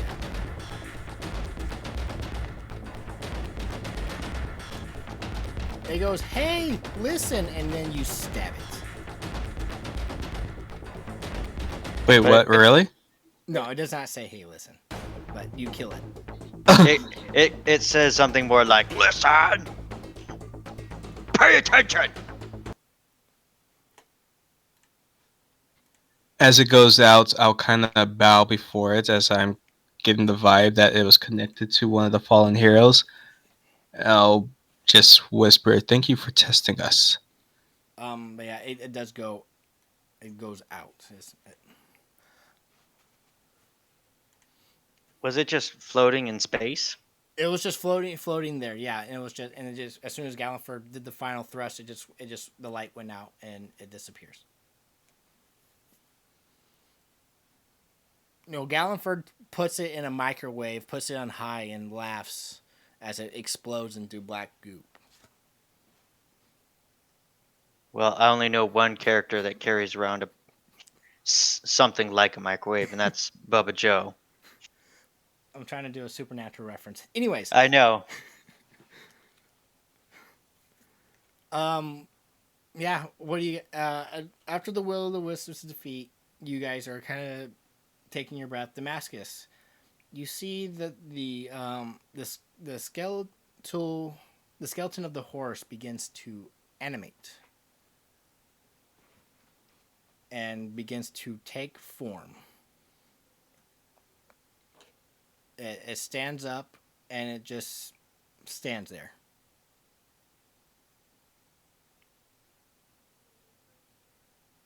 Is it a skeleton horse still? Or is Yes, it like. it is still a skeletal horse, but it just stands there, just looking at you and looking at Gallenford. It's just kind of looking. Yeah, Damascus looks back at Galliford and he says, "Well, this is a first for me." Pretend it's Harvey and treat it like any other horse, and I'm gonna sheath my blade. I, oh, okay, Damascus will go up and he's just, "Whoa there, boy. Whoa there." And he's gonna hold out his hand and kind of try and gently place it on the snout. All right, you place it on the snout and it kind of nuzzles up.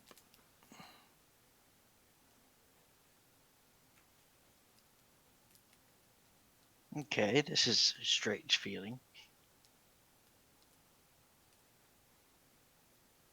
He's just gonna stroke the skull, which is a weird saying. Is that some kind of innuendo? If it is, it's one I've never heard of. Yeah, and he'll just pat the skeleton and he's like, "So what's your story, fella?"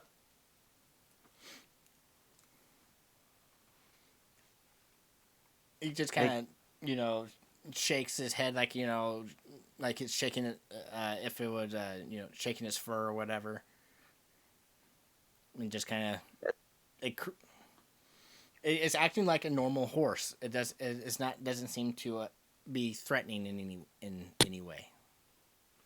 so he's just gonna pat it and like mumble to Gallifrey. He's like, "Get Caradwin, please."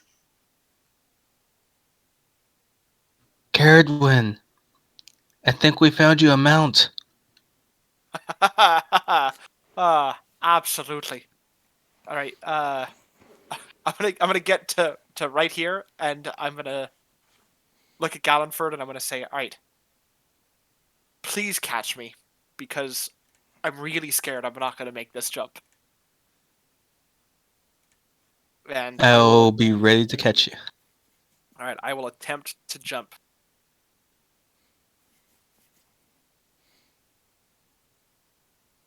All I right, don't know if I need to make a roll. you don't need to make a roll. This is a Okay. 5 foot. It's only 5 feet wide, and Gallenford with their helping you out, you're able to get over easily. Cool.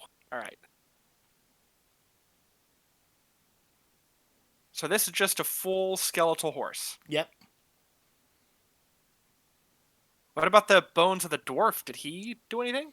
It's still laying on the ground.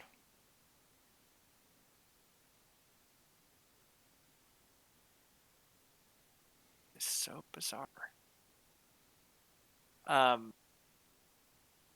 I can, once per day, cast a ritual without taking the full time to do the ritual stuff. Where's that? This one? Awaken spellbook. Yes, when you cast a wizard spell as a ritual, you can use the spell's normal casting time rather than adding 10 minutes to it. So I'm going to do that to cast Detect Magic, so I don't have to take the time or waste the spell slot. And I will post that quick. All right. Um, Is that concentration? Yes. It is, but I don't have any other concentration spells up. Right. The horse is not radiating. You do not detect the horse radiating any magic. However, you do detect the axe that the dwarf, as with on the skeletal dwarf, is radiating magic. Ah, shit. That's the horse is cool, but the horse, oddly enough, isn't giving me any magic vibes. You But can, that axe. Damascus looks at her incredulous. He's like, "Do you see what is happening here?" I'm just saying it's not like a. you can give me a straight and I mean, look at this. He will pull out a ration. The horse will eat it, and it will drop, and Damascus will pick it up. you pull out a carrot. You pull out a carrot. You use it for Harvey, and the horse does take the carrot, kind of gnaws on it as much as it can, but it does fall through the opening beneath his chin, and seems. Damascus will pick it back up and just like, "What do you make of that?" Give me an intelligence check, Gallon, for who Caradwin. Straight. I will feed the horse the same carrot. He is stumped for the first time in her life. Yeah, she's like, It is so. The scene is so odd that she just like mumbles something where it's like,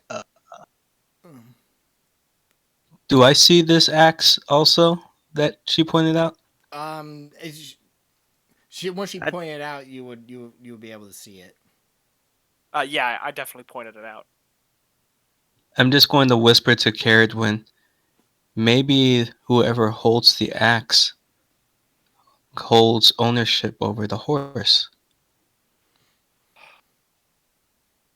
All right, I'll. Damascus is looking the horse over to see if there's like any broken bones or something. Just like try and figure out how it died. You can give me a medicine check.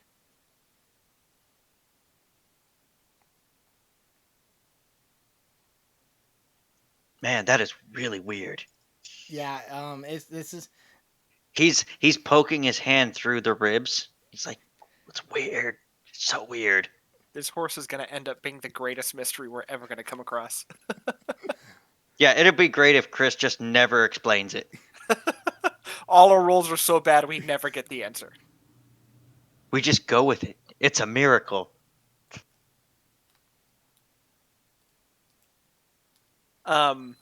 I will suggest, though, if we do decide to take the axe, maybe, just in case, considering that orb attacked us, maybe we should bury the body of the dwarf first, because if he's just a pile of bones, he may not be happy about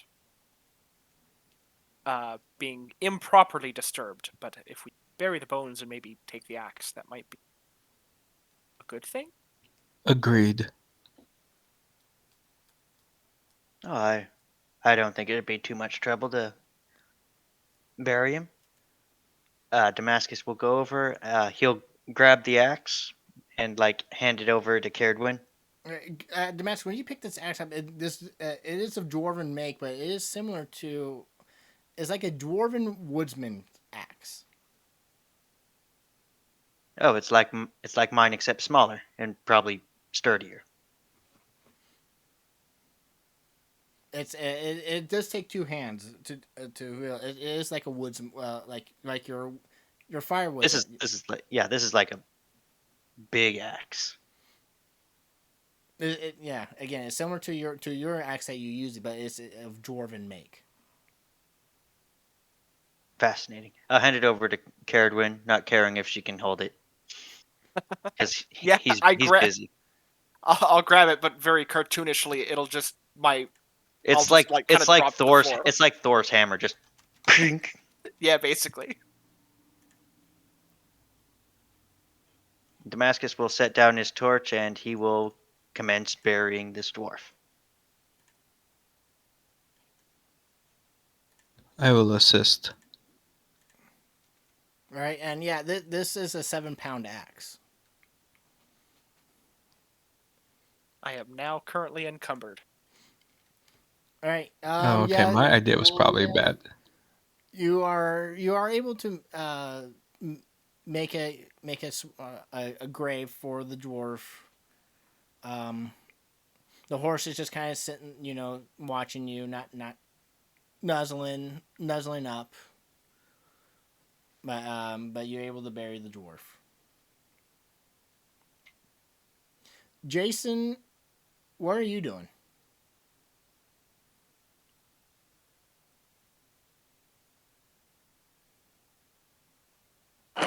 Just waiting for them to figure out what they're doing.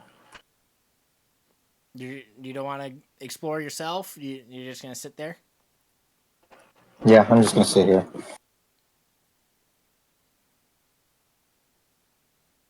Okay. So when they finish burying, Damascus will be like, "So, you said there was something special about that axe?" Yeah, if it's gonna take time for them to bury the dwarf, I will take the time to cast Identify Okay. as a ritual.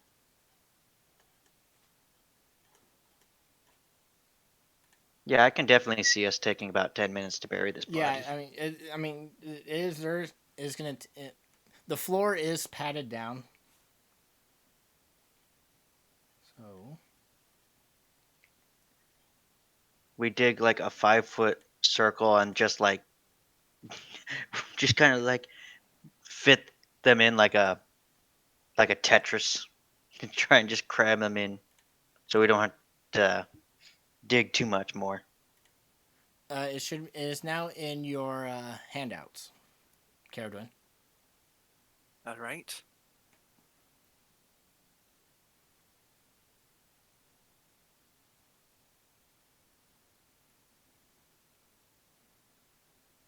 All right. Well, it has a name, so that's pretty cool. It is called Hugh, but not Hugh, but Hew. Me or him? The axe. No, no, I get it now. That's funny. Uh, uh, yes, the axe's name is Hugh, and it deals a little bit of extra damage. On a hit, it's very magically sharp, and at the same time, it deals maximum. It can basically cut through anything that is a plant or wood. Though I will say, be careful when walking through a forest with this. It may want you to cut down the entire forest. No kidding. Well, maybe not. You just might feel a little uneasy. But that could always be worse. I don't know. I will put it after that. I will put it in everybody's journals so they can look for themselves. After Caradwin explain what this does.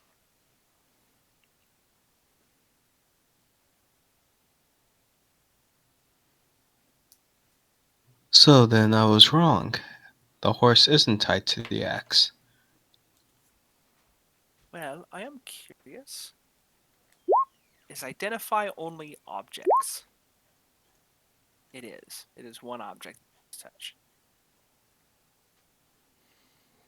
I'm assuming a reanimated horse does not count as an object. Correct. This All right. is a creature.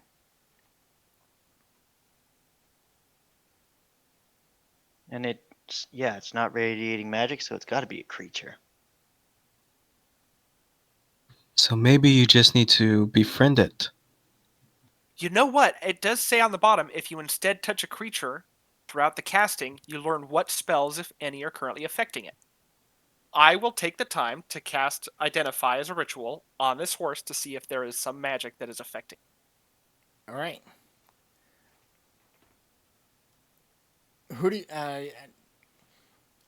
you set the axe aside, unless you're gonna give it to somebody. I'll just set it aside. It's very heavy. You're taking the time to cast the Identify on the horse. You do not detect any sort of spell on that. You do not detect that there isn't any sort of magical spell that's animating this horse. Through that investigation, you believe this is just an animated undead horse. How strange that the soul of the horse is here and remains enough in the world that it can reanimate its own body.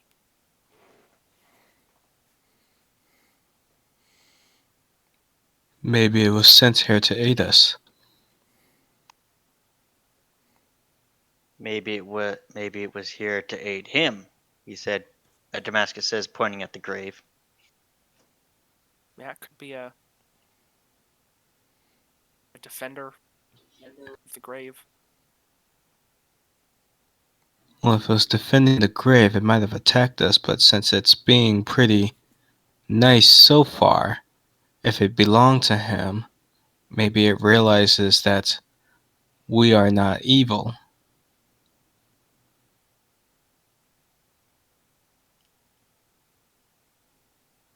Well, I don't really see how we can get him out. I don't think he'll be able to make it over the spikes.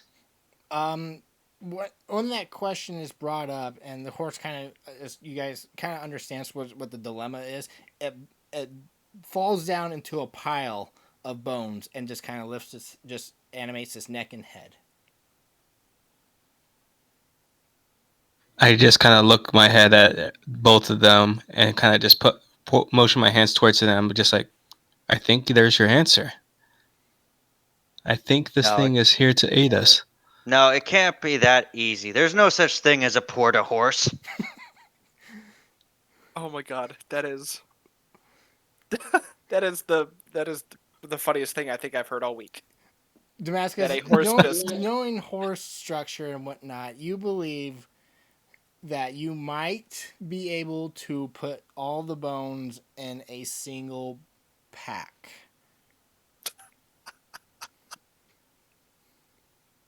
we're gonna fucking C-3PO this horse out of this. I just this assumed barrow. that all of his bones get sucked up into his rib cage and he forms into a nice suitcase. Oh, that you guys are discussing that, and it happened. So you just gotta. Best horse. Nope, second best horse ever. Oh my god, horse is amazing. Yeah, you're like, if only there's a way that it'd be a little more compact, and the horse legs and not all the bones sucked up, like you said, into his rib cage.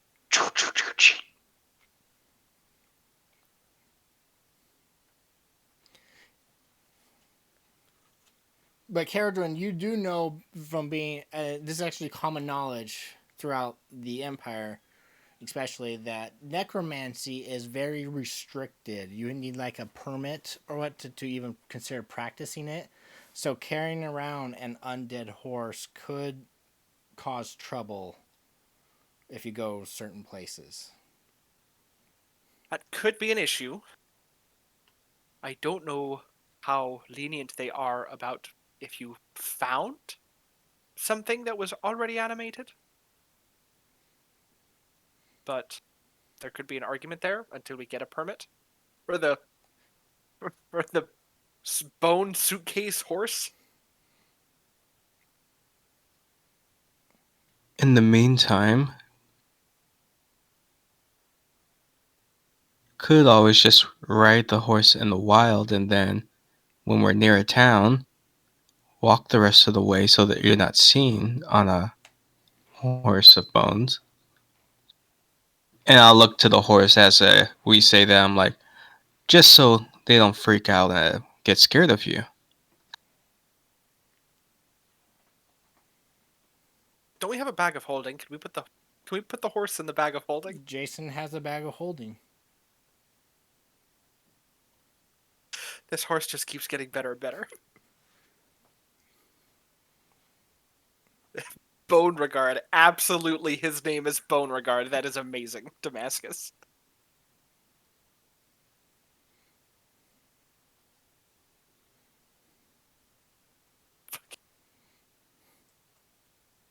Well, perhaps there are other absolutely whimsical things that we can find throughout the other parts of this barrow. Yeah, is your detect magic noticing anything else?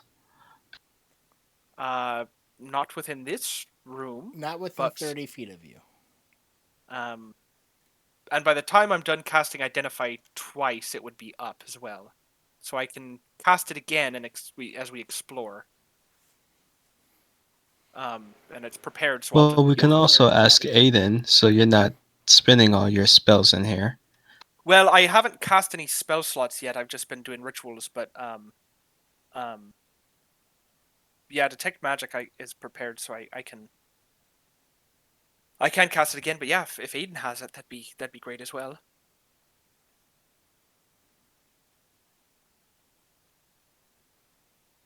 And overhearing things, Aiden will start casting as a ritual while we're getting everything situated over here. Detect magic.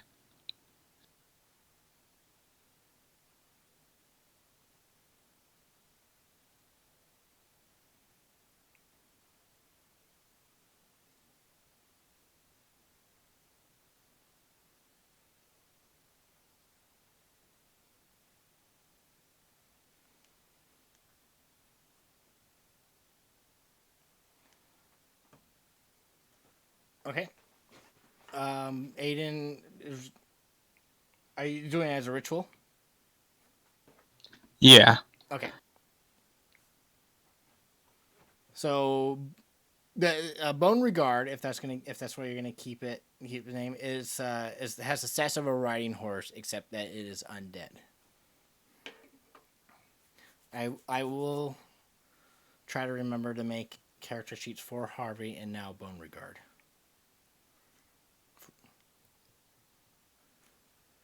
Aiden cast the ritual, so now he has detect magic on.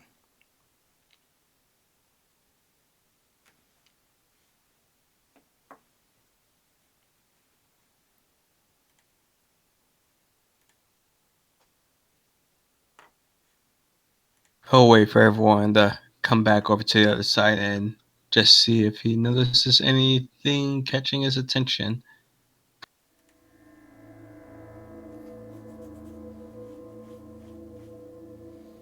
I'll put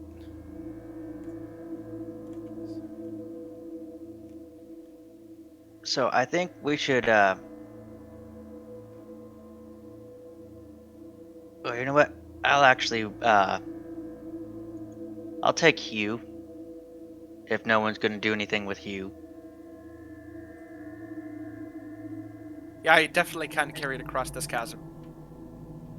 And how much was it, Chris? You said it was 7 pounds. yeah, it's considered a great axe, so it is a 7-pound axe. Oh, well, Hugh, I don't like two-handed weapons. I got my shield, so I can't wield it. So let's put Hugh in the bag of holding. Well, the stats say that it's a battle axe, but does it require to be held with 2 hands? Chris says it's a great axe. No, battle Oh, axe. okay. Did I say great axe? It is a battle Yes. axe. So a battle axe can be wielded with one or both hands. Okay. You can as if you guys want, since the weapon does have a name, you can give me a history check, and you might see if you want to record anything that you might have heard something about such a weapon. Finally, a good history roll. Yeah, you know that the axe's creator, character in Damascus, was a dwarf smith who feuded with the dryads of a forest where he cut firewood. So the axe was created for that very reason. I'll relay that to the group.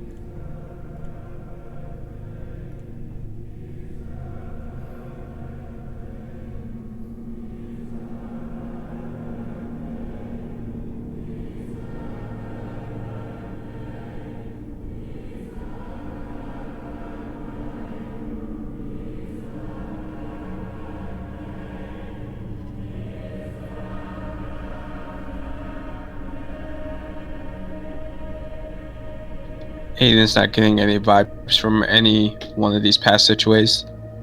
Magical wise, no.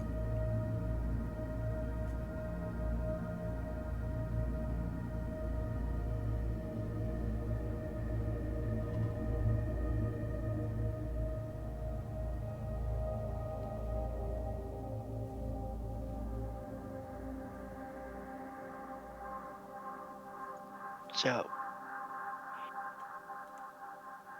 Well, suppose we could just keep moving. Aiden does see light coming, sort of shining down this tunnel, and Morgan kind of sees light coming from this tunnel.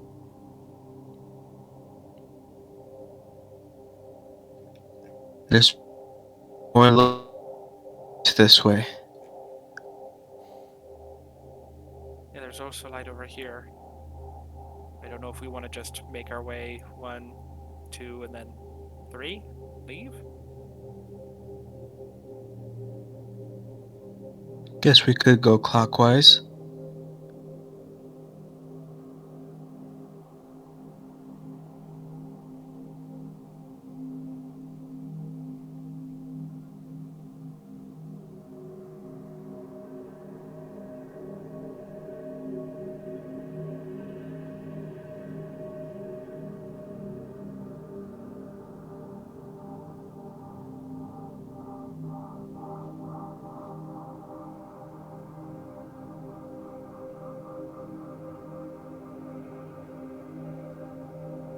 Since no one's moving, Galliford will just creep forward a little bit. So, Jason, if you don't mind, I'm gonna store my regular axe in the bag of holding, and I'll carry Hugh around. Yep, go ahead. You're gonna carry Jason around? Hugh and me and Hugh.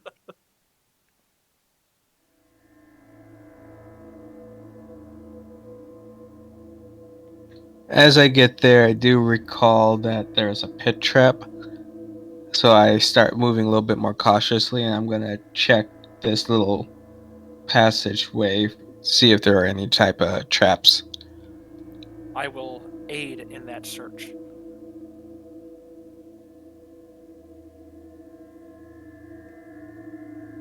How are you checking? I'm like tapping lightly on the ground.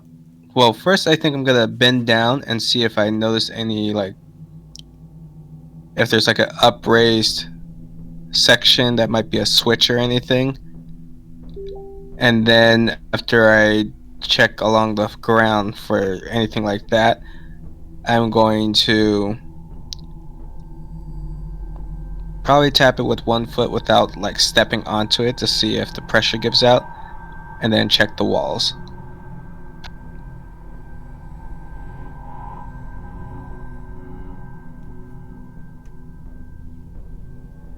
Okay, give me a perception check.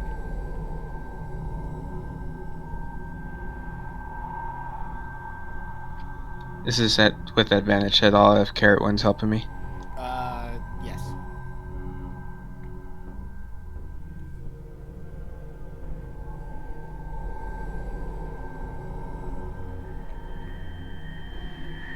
All right.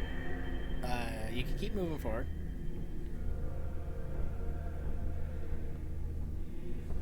So I'm just saying, Chris, I'm gonna set Beauregard next to the entrance because I don't want to have to carry him around.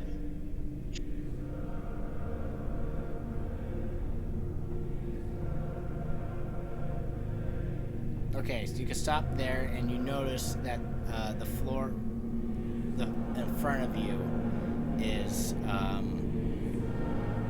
loose and similar to what you experienced earlier. And you do see another glowing orb in front of you playing around.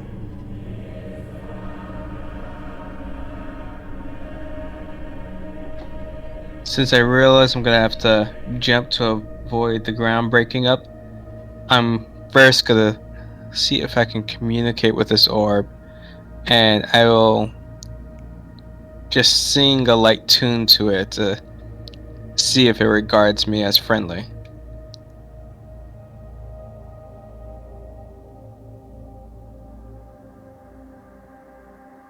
Basically, I'm just trying to persuade it not to attack us.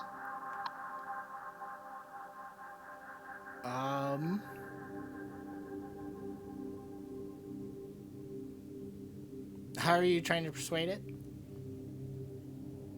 By singing a tale about heroes to it. Okay.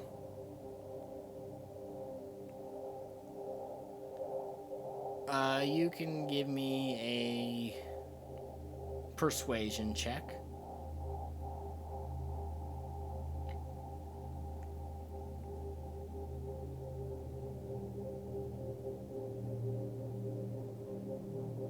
Okay, it seems to be dancing to the tune.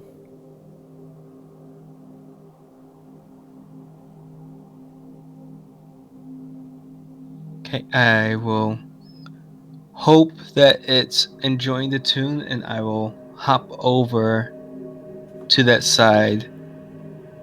And as long as it doesn't attack me, I'll continue to play the tune. Okay.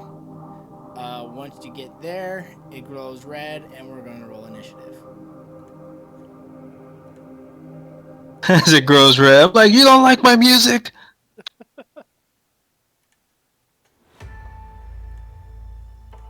Oh, we got a heckler.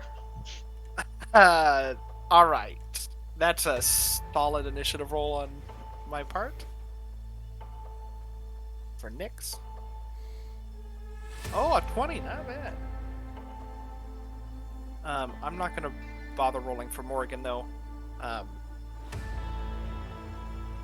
You can have Morgan go on your turn. Okay, yeah, I wasn't gonna have Morgan do anything, but yeah, I can if that's easy.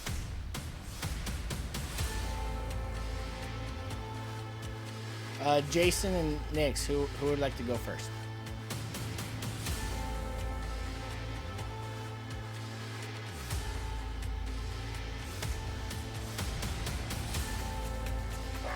Nyx is closer. Okay. Gallenford, you see this thing, you see the orb glow red like before, and it's preparing to attack. What do you do? I let my loot that's on this little strap swing to my back as I pull my blade free, and I'm going to stab at this thing.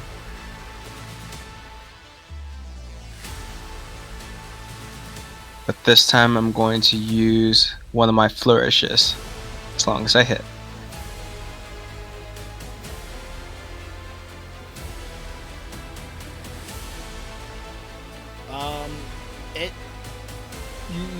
You go in close with your short sword, and it looks like it's about to hit, but it whisks around your sword, dodging your attack.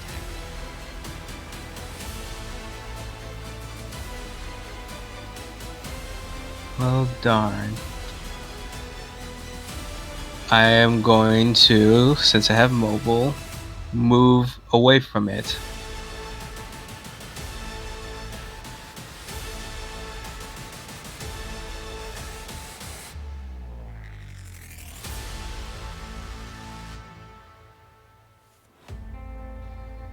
And that'll be my turn. All right. The wisp is going to follow and attack. With the 6. Caradwin. Right, I'll. Jesus, it's moved away.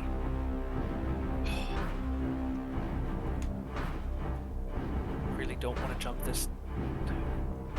I cannot see it. Yeah, So from there you won't be able to see it.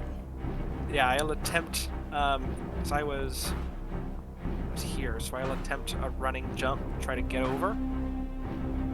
Okay. Knowing that it's just a 5-foot step, you can jump over it. Oh. Well, last time I did have Gallenford help me, but I do want to make sure that it's clear I do have an 8 strength, so I don't know if that matters at all. I forget the exact rule. I think when you're jumping from a dead stop, it's like your strength score in feet. Okay, because I started here and I would be moving 5, 10, and then jumping. So I would be getting 10 feet to do a running. Yeah, it's fine. You can jump it. Okay. I just wanted to make sure that I wasn't doing anything illegal. So that's 5, 10, 20. And I will pop around the corner and I will cast Chill Touch again. Okay, so the 10-foot jump is your strength score, and if you're just a standing jump, then it's half. Okay. All right. A 25 hits. Fuck. I will move here, and I will kind of just keep an eye out and warn anybody coming down this way that there is 5 feet. The thing to watch out for. All right. Nyx. Right, Nyx has, thankfully, a 12, so they will go 5, 10, 15, 20.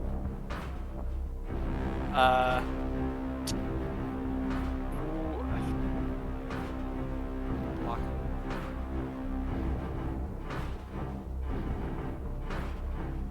Nyx has got a 25 for move speed, so Nyx will stop here, and will make an attempt to cross next turn if nothing changes in the battle. Okay. Jason.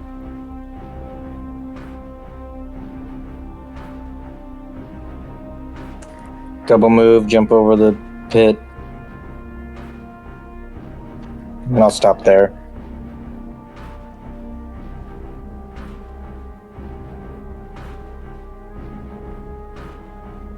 Okay.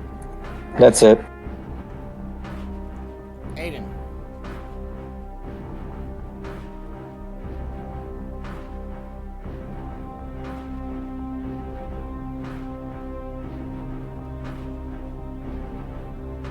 He's gonna double move and get over the pit also.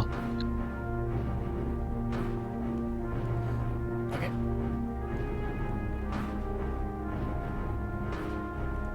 Oh, did He will. What? He's gonna use a bonus action to go into his blade dance just to give him some more defense. Okay. Cinder. And did you want Morgan to do anything? No, Morgan's just gonna stay there. Okay. Same with Cinder. Cinder's gonna watch this hallway since there's a light coming from it. All right. Galliford.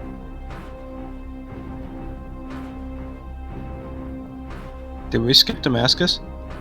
Oh. Damascus isn't on the initiative.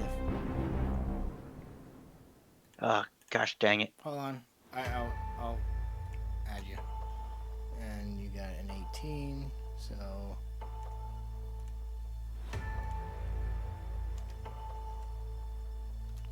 Alright, go ahead and go, Damascus. Double move to here. Turn over. Okay. So, Galliford. Going to stab at this thing that followed me and then back away.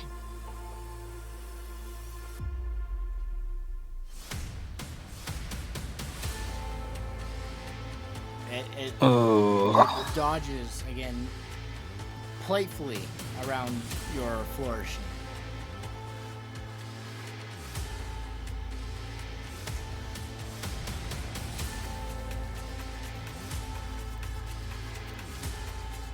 Is that your turn? Yep. Okay. It's going to follow. And it's going to attack. 10. Caradwin. Right, well. Again. Alright, I will move here. And I shall cast another cantrip. For a solid miss. And I will move over here. That is my turn. Alright. Nyx. We'll move here and produce flame, which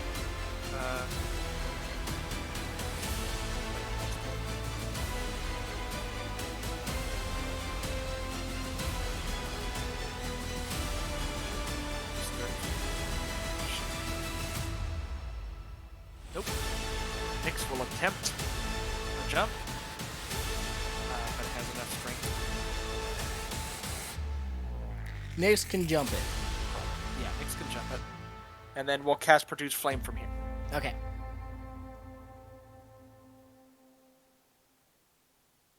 There we Hit. go. Oh, wrong button. Jesus Christ. I cannot roll damage today. and then we'll move here. All right, Jason.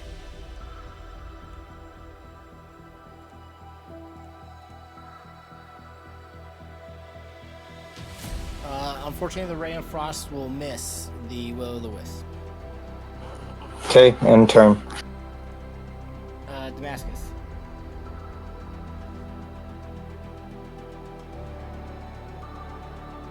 Hang on. My connection got lost.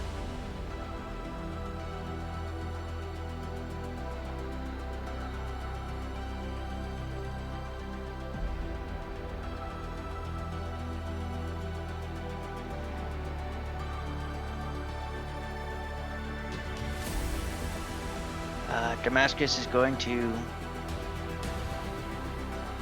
here. He's going to try and hit this orb with Hugh.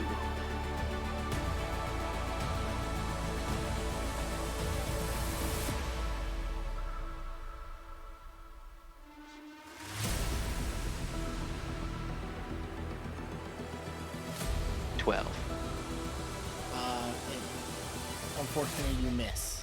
Again, these are very nimble creatures. That's fine. Aiden. Aiden is going to form a ball of fire within his hands that's a little bit bigger and sturdier than the produced flame.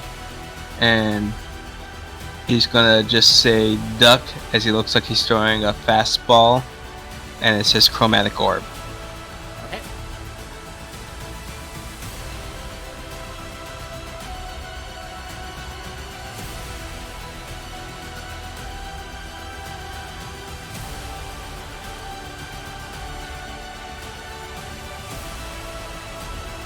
Is that Aiden's turn?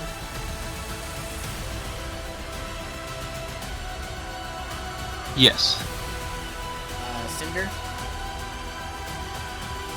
Cinder will stay put. Okay. Are you going to have Cinder stay put the entire time? Yeah. Galliford.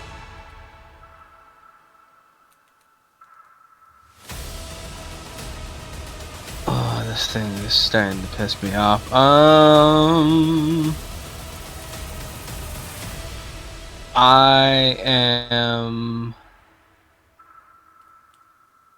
I'm casting mirror image just to be safe. Oh, wrong button. Well, 3 more of me start popping up as I just say one for all and all for one, one for all and all for one. Okay.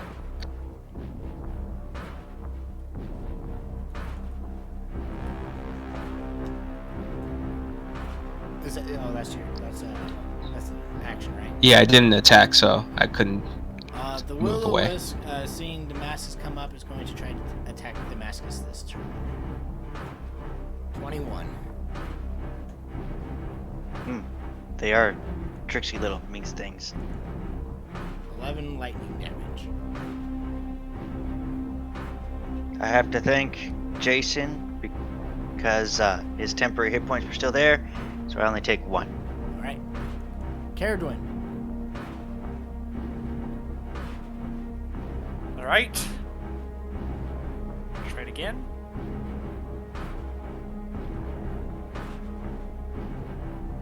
Hit. Please be over 1 damage. Awesome. Much better.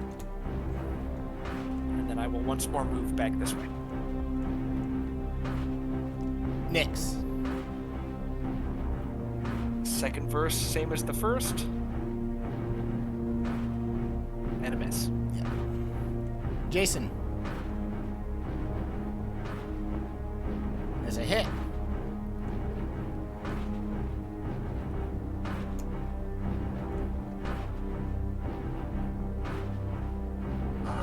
That's it.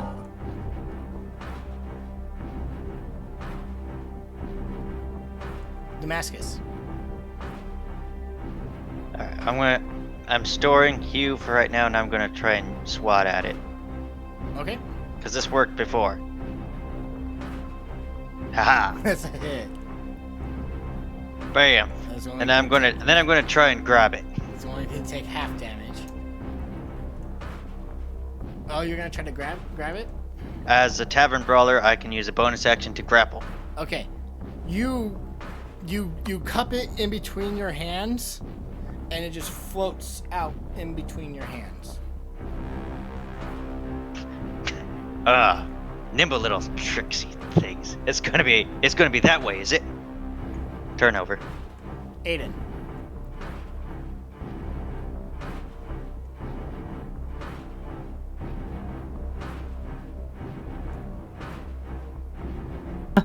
Okay, Aiden's getting frustrated. The Ken rolls are coming out. Gallenford.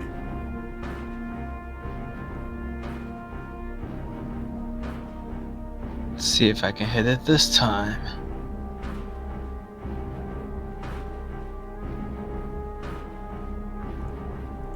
Again, it's dodging your flourishes.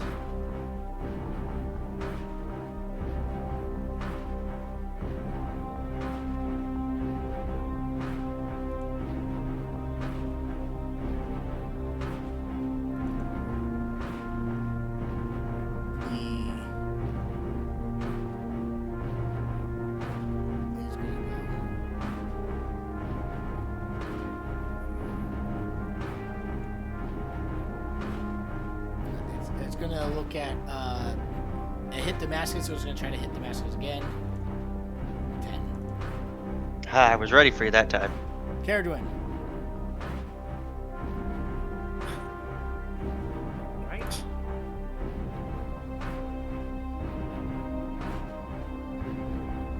$18. The Raven barely misses the Will-O-the-Wisp. Alright. That's my turn. Nyx.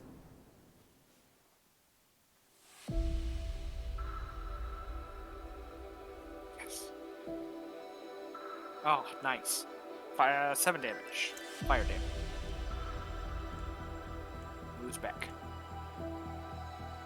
With after the orb, the flame hits the orb and it explodes, and it's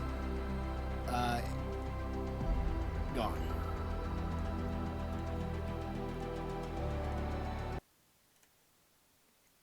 Alright, does anything animate this time? Nothing animates, but you do see 4 sarcophagi. And I played that thing a very nice tune. I guess it doesn't like the classics.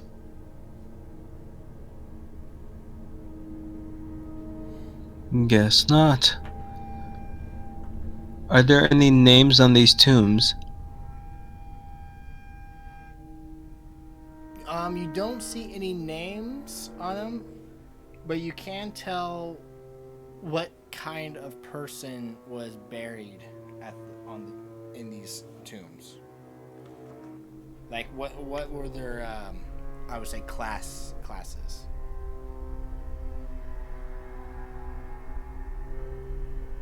I'll see if I can discern what classes these 4 were. You can give me an investigation check.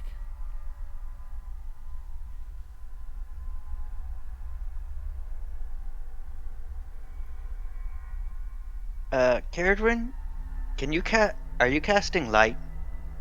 Oh, Yeah, light is on my staff. Aiden's detect magic is still going on, right? Yes, it should be. It's 10 minutes. Yep. Aiden detects magic coming out of 3 of the 4 sarcophagi.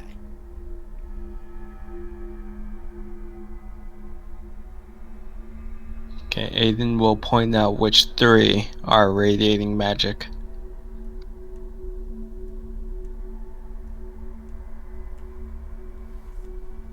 So Damascus will go to this one. Fair enough. Caradwin will... This... What?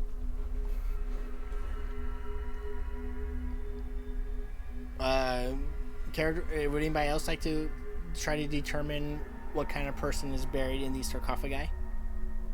Oh yeah, I'll check mine. Are you going to check by opening it or by looking at the sarcophagus? I want to look at the sarcophagus. All right, give me investigation checks for those who want to try. Galliford, you already tried. Aiden will take a look at Galliford's.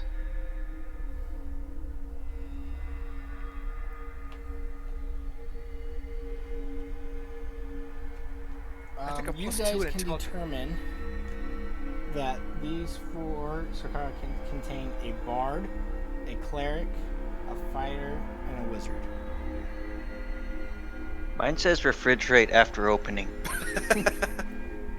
Which one has the wizard? The one by Jason. Damascus, you're at the fighter.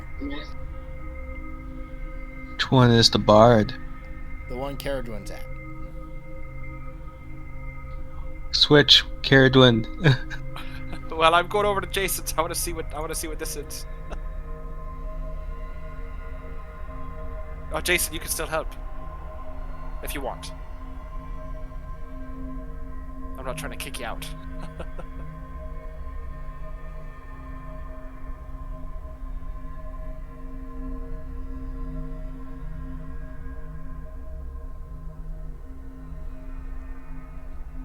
So, I will carefully begin to open the sarcophagus. give me a strength athletics check. I think we all open them at once. If you have help, roll with advantage. He's helping me roll? Oh no. All right, Jason, this is gonna be a funny roll.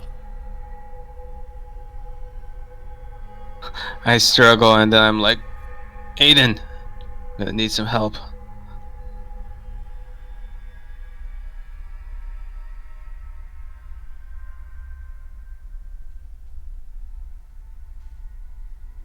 Yeah, these leads are very heavy.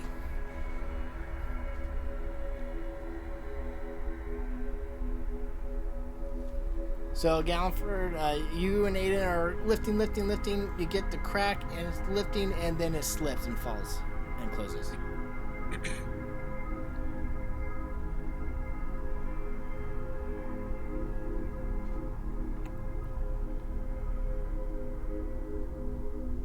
Okay, on the count of 3, we'll try again.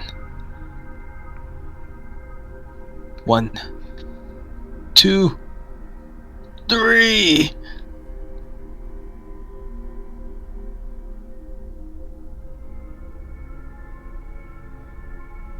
Oh, whoops. That was supposed to be at advantage.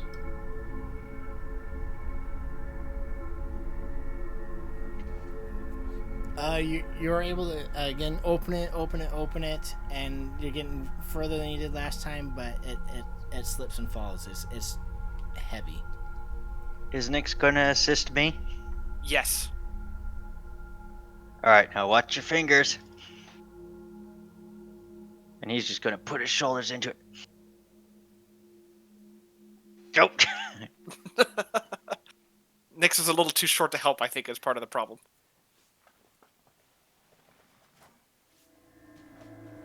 What's your guys' strength scores? 8. 17. Yes, don't strength shame me. I should have been doing this reverse. Aiden should actually probably be doing it. He's got a higher strength than Galliford. If with 2 people, if you have a strength score of 20 or higher, you will be able to lift the lid. A combined strength score? A combined strength score. Oh, me and Jason just barely do it. Yeah, instead of making you guys' roll, so I assume Nyx has at least a 3 strength. Nyx has a 12. You're good. Okay. So I assume she kind of just like steadies it as Damascus does all the work. Yeah, basically, she helps you get like the first little bit off, but at some point it gets too tall where she can't reach it. So, Damascus, you open up your lid with Nyx, and you do see the remains of what seems to be a fighter. He's buried with all his armor and weapons. But like Aiden pointed out, there is nothing of you know that there's nothing of magical or inside this sarcophagi.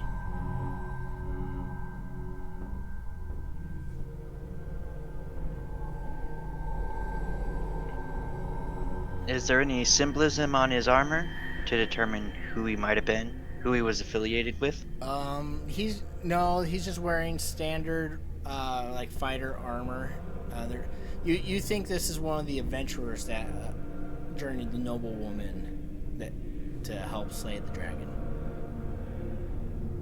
Well, Damascus will just say, "Rest easy, buddy," and close the lid. All right, Jason and Caradwin, you guys barely get this lid open, and you do see the remains of what seems to be a wizard. You see the robes and everything like that. You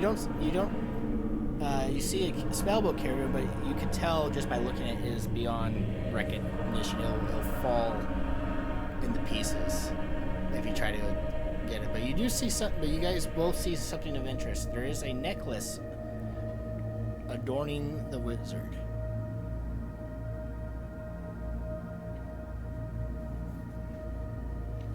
Well, we can take the necklace, I guess. I'll cast a detect magic just before I do that, though, as a spell. Okay. Using a spell slot. The necklace is radiating magic. Okay. Awesome. Then I will grab that. So you reach in and you grab the necklace. Yep. I'll grab the necklace. All right. You pull up on the head falls from its resting place. Rolls to the side. But you now have a necklace. I'll try to fix his head a little bit. Put it back in place. Thank you, friend.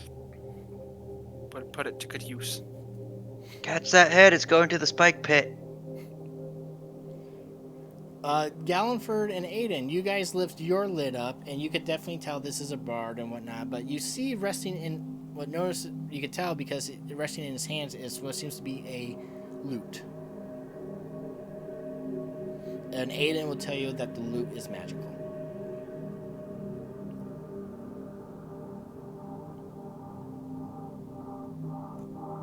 I will retrieve the loot, and I'll just whisper to the fallen bard, I will continue to sing tales with this.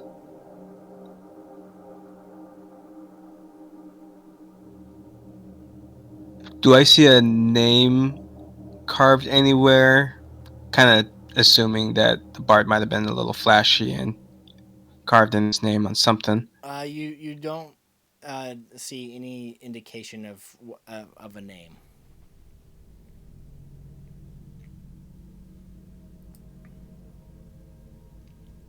I'll just have to make one up for the tale. Rest easy, friend.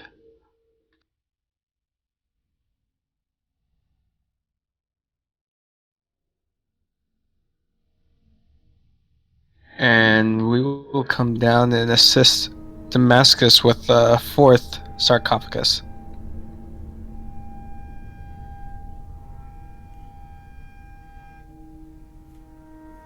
Okay.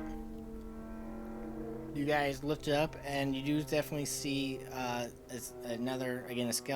skeleton, and it has vestiges similar to those of the church that you saw at Gloomstake, the church of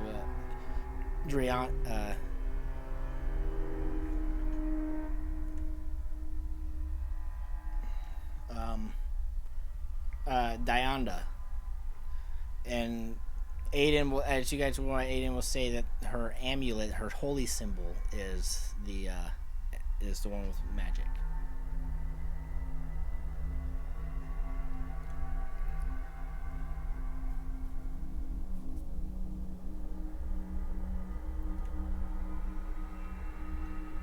Aiden will retrieve it and hand it to well, we don't really have a cleric.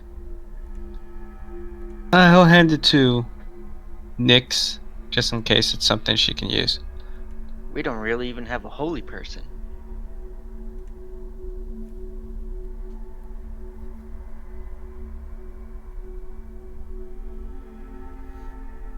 Alright, Yeah. maybe we should just identify it to see if it's even worth taking it from the fallen cleric.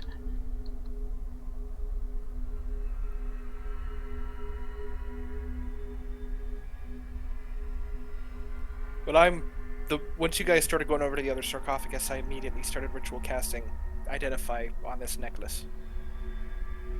It's in your handouts. Oh, it's in my handouts. Oh my god. It's like opening Christmas presents. It really is. Oh my god.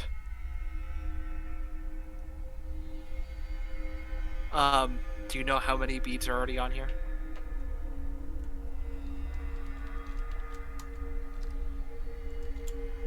DM. Oh my god.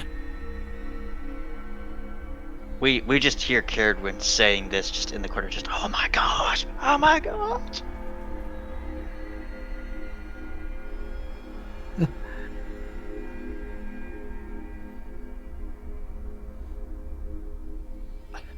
Hey, Caradwin, you think you can figure out if this holy symbol is worth retrieving? I think Aiden also has identify, Aiden does have identify. so that way we can do this all at once rather than spend half an hour. Oh, I didn't see it in the sheet. Okay, I will do identify. So while those are identifying, perhaps we can go check out what that last light is. And if we're looking at like just what those lights have been so far, chances are it's another one of those things. I feel like that is a safe assumption to make based on previous encounters. I think one shouldn't be too hard. That's fair. Jason, I have a question for you. Since you are our artillery expert, as much as I think it pains me eternally to do this, do you want a necklace that throws fireballs? Sure, I could use one of those. Yeah, I'll give Jason the necklace of fireballs Yep. Okay. and say, yeah, each bead is an entire spell, and if you throw more beads, you can, or the whole necklace, you can do a lot more damage. The more you talk, Caradwin, about this necklace of fireballs, Damascus just gets more and more sweaty for some reason. Jason, it's in your handouts. I thought he did, because I thought we got 2 pearls for identify. He does it ritually. I know he keeps doing it that. As a wizard, Maybe he just didn't put a. he probably doesn't have it prepared because you can cast it as a ritual.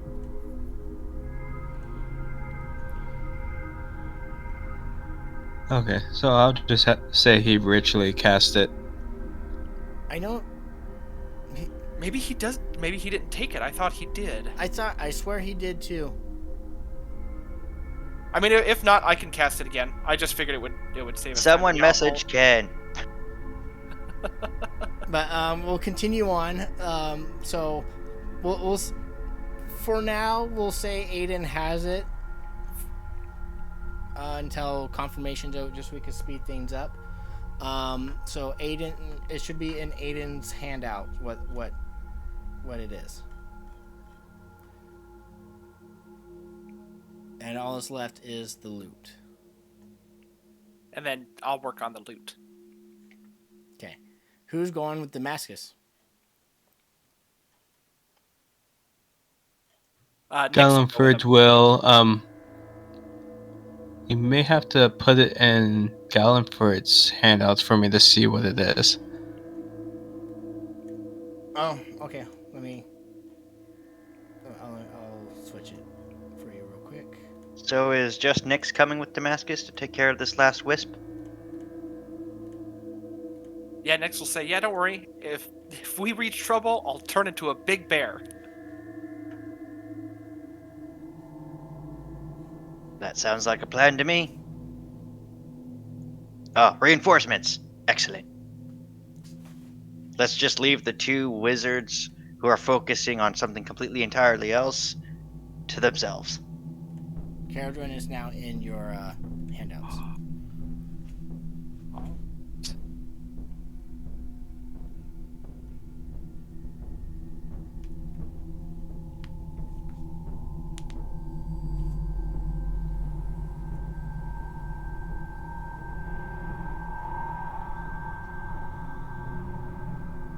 That's pretty. Well, they're all going that way, but once Gallenford, or once we meet back up with Gallenford, I'm definitely. Aiden is going to take this amulet and hand it to Nyx, because I think she can use this.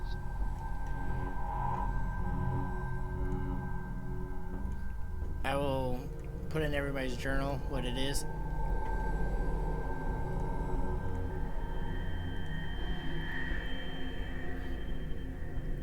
So, Caradron and Aiden are still ritually casting because it takes 10 minutes.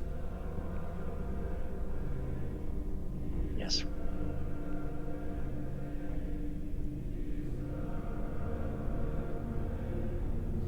Damascus, you see another glowing orb. Before Damascus charges in, I'm going to recast my mirror image, as I know we're going to end up facing this thing.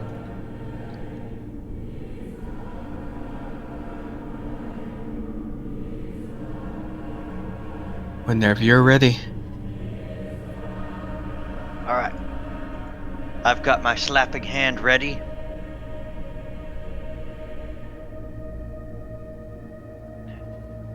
Your buddies didn't appreciate us investigating down here. So blame them, not us, about what's about to happen. I'm gonna go up and I'm gonna smack it. I need a dexterity saving throw Right. as the floor begins to crumble beneath you.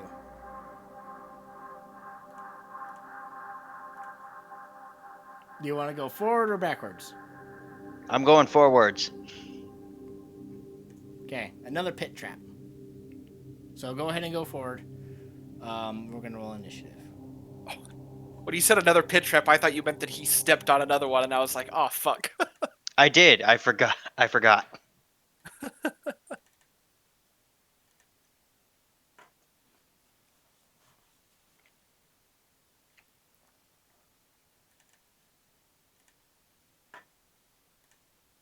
Should Aiden not be in this initiative? Aiden, Caradron, no, because they have to. They are continuing to cast the. We're doing this while they're figuring out what the magic items are. Correct. I'm here for you, Chris. So when you can stick the real monsters on us now. Is this Team Zenith? No. Damascus Team Zenith is Aiden and Caradwin, who are about to be ambushed. So Damascus, when you step there, you do see down the hall a large skeletal dragon. He immediately hopes that doesn't come alive. But on the You're not opposite in side, initiative for some weird reason. I'm waiting for Nyx. Yes, sorry. I was adding that to the sheet. Solid 9 for Nix.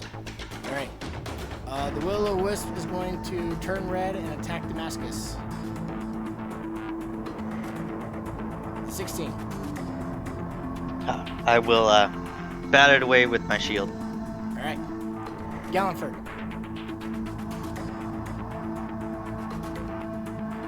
Can I jump to that square beside it? Yeah, it's a tiny creature, so you're good.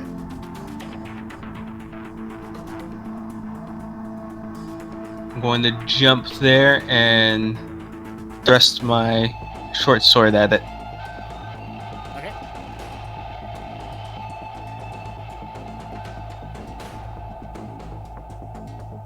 Why do you Wait, have- sorry. That's not supposed to be advantage.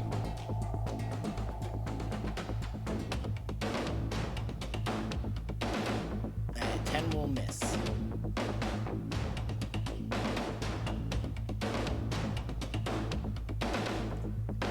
Damascus. I'm going to smack it. Oh no.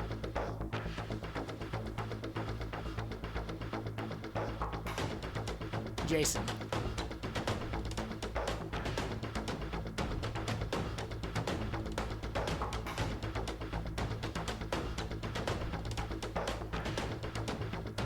Unfortunately, that will miss. Nix. Alright. And use flame.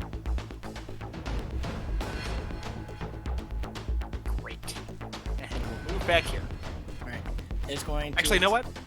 Yeah, we'll move back. She'll move back here. Okay. Going to attack Damascus. 16 again. I batted away with my shield. Gallenford. I'm going to try this again.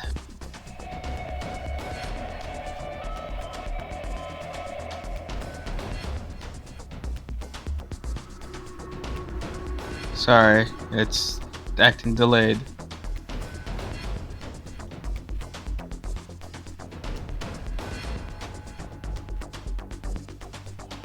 And I'm going to use a flourish with this. Alright, that will hit.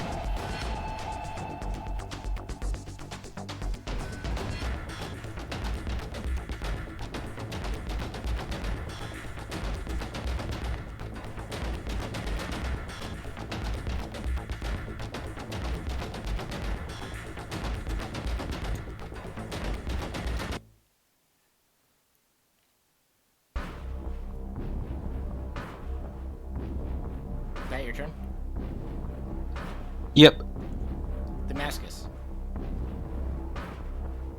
He's gonna say, quit squirming, you little bug, and he's going to use his shield as an improvised weapon to try and squish him against the wall.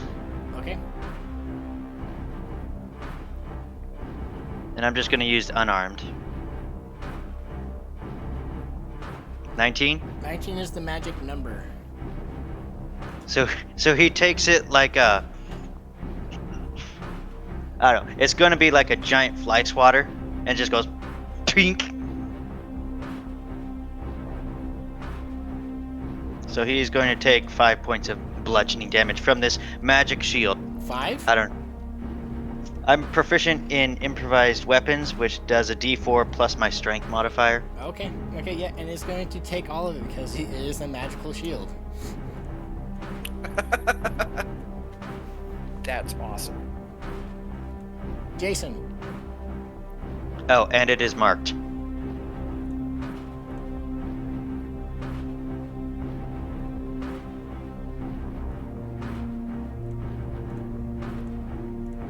Nix.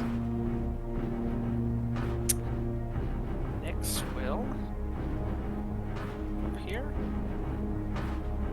Cast produce flame. A solid miss. And move back. Is going to try to shock you, Damascus. Gallenford. I'm gonna charge in and do the same thing.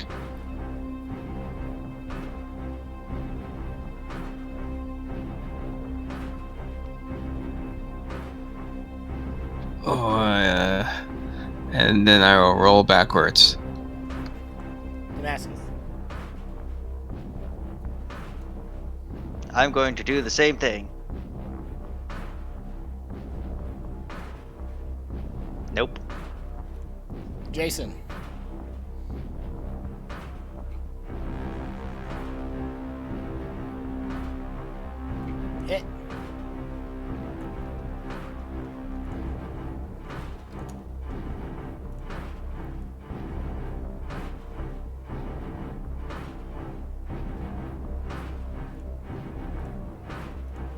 Nyx. Nyx is gonna do the same move. Move, produce flame, and then move back. Oh my god.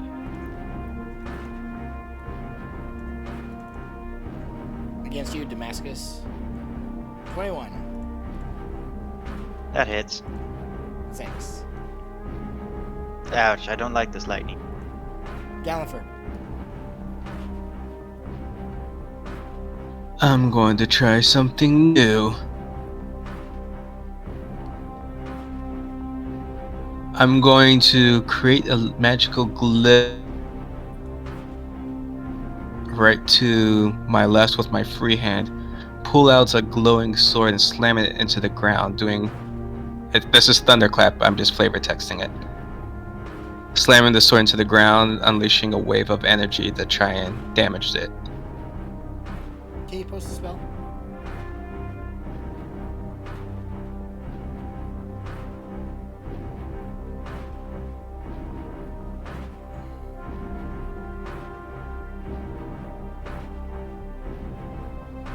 Okay, so it's centered on you. Yes. Okay.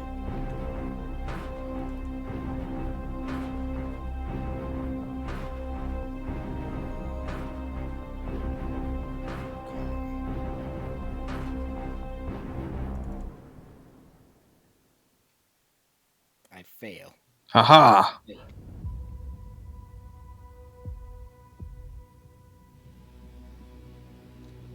Oh, it does 6? Yes.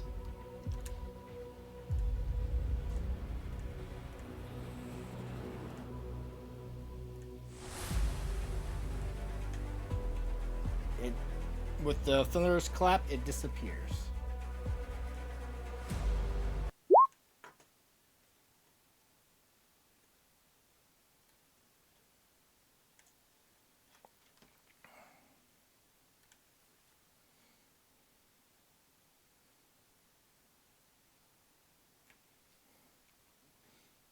Oh, those things are too small.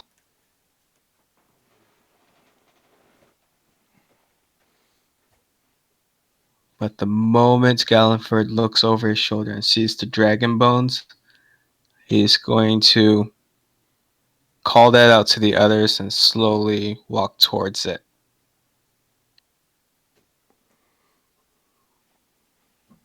Yeah, Caradron and Aiden hears a large thunderous clap echoing through the hall. And you see a little bit of dust fall from the ceiling.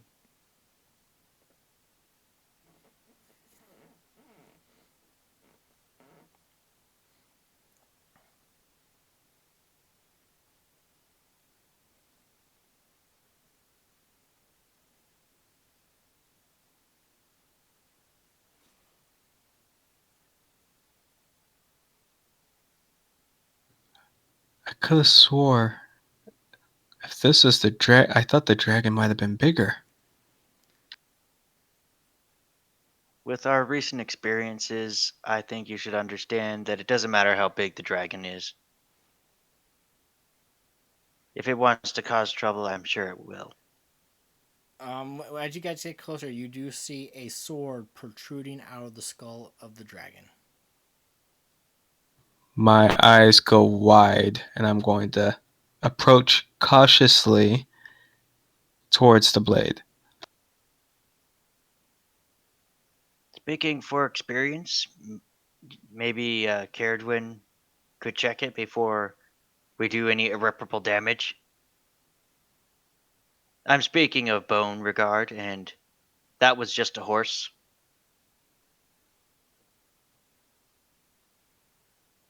Good point.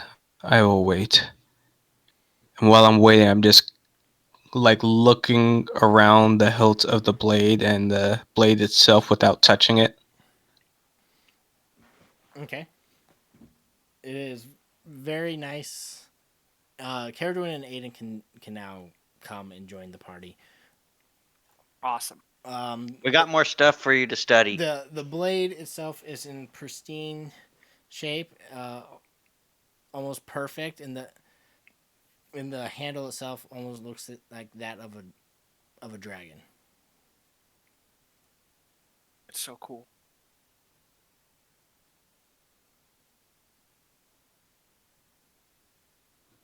Would you like to do the honors, or should I? Oh, please, by all means. I'm gonna take a step back. Aiden will begin identifying it. And I assume Caradwin is now telling the rest of the party all the cool magical items she found. Oh yes. I'm gonna give Gallenford this awesome loot.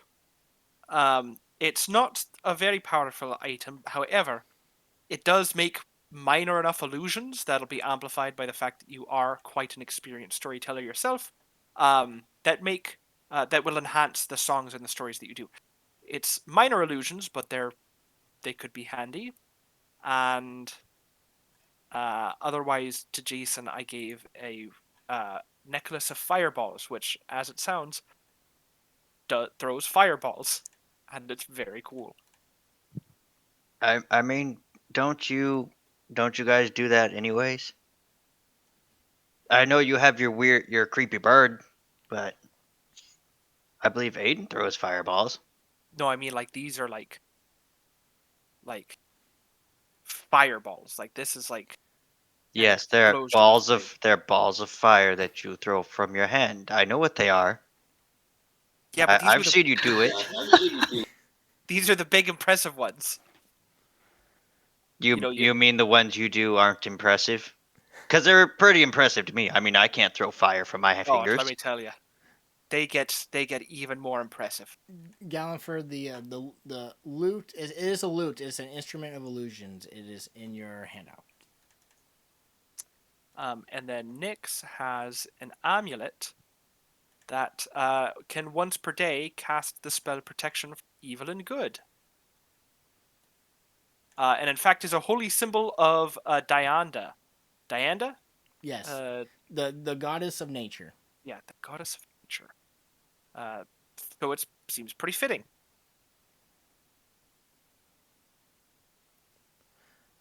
Um, after the ritual on the sword, it is. I will put it in. Gallenford is in your handouts, but Aiden knows what it does, and it's a long sword.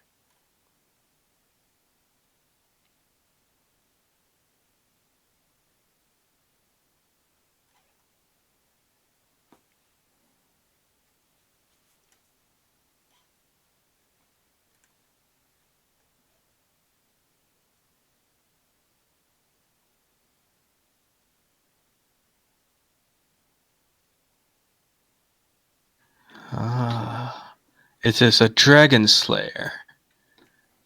A +1 longsword, but when used against a dragon, it does additional damage.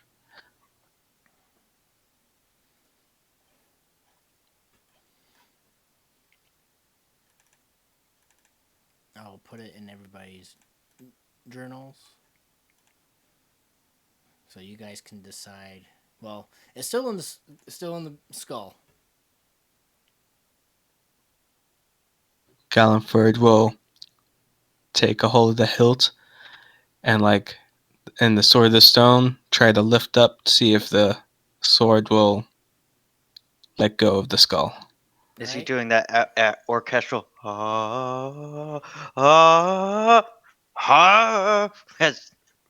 as you're doing it? I am now.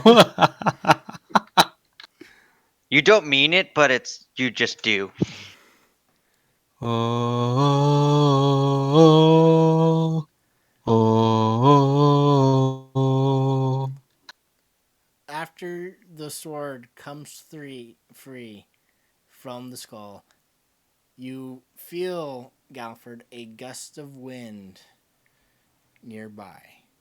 And that is where we're going to end tonight's session. I'm going to stop the recording.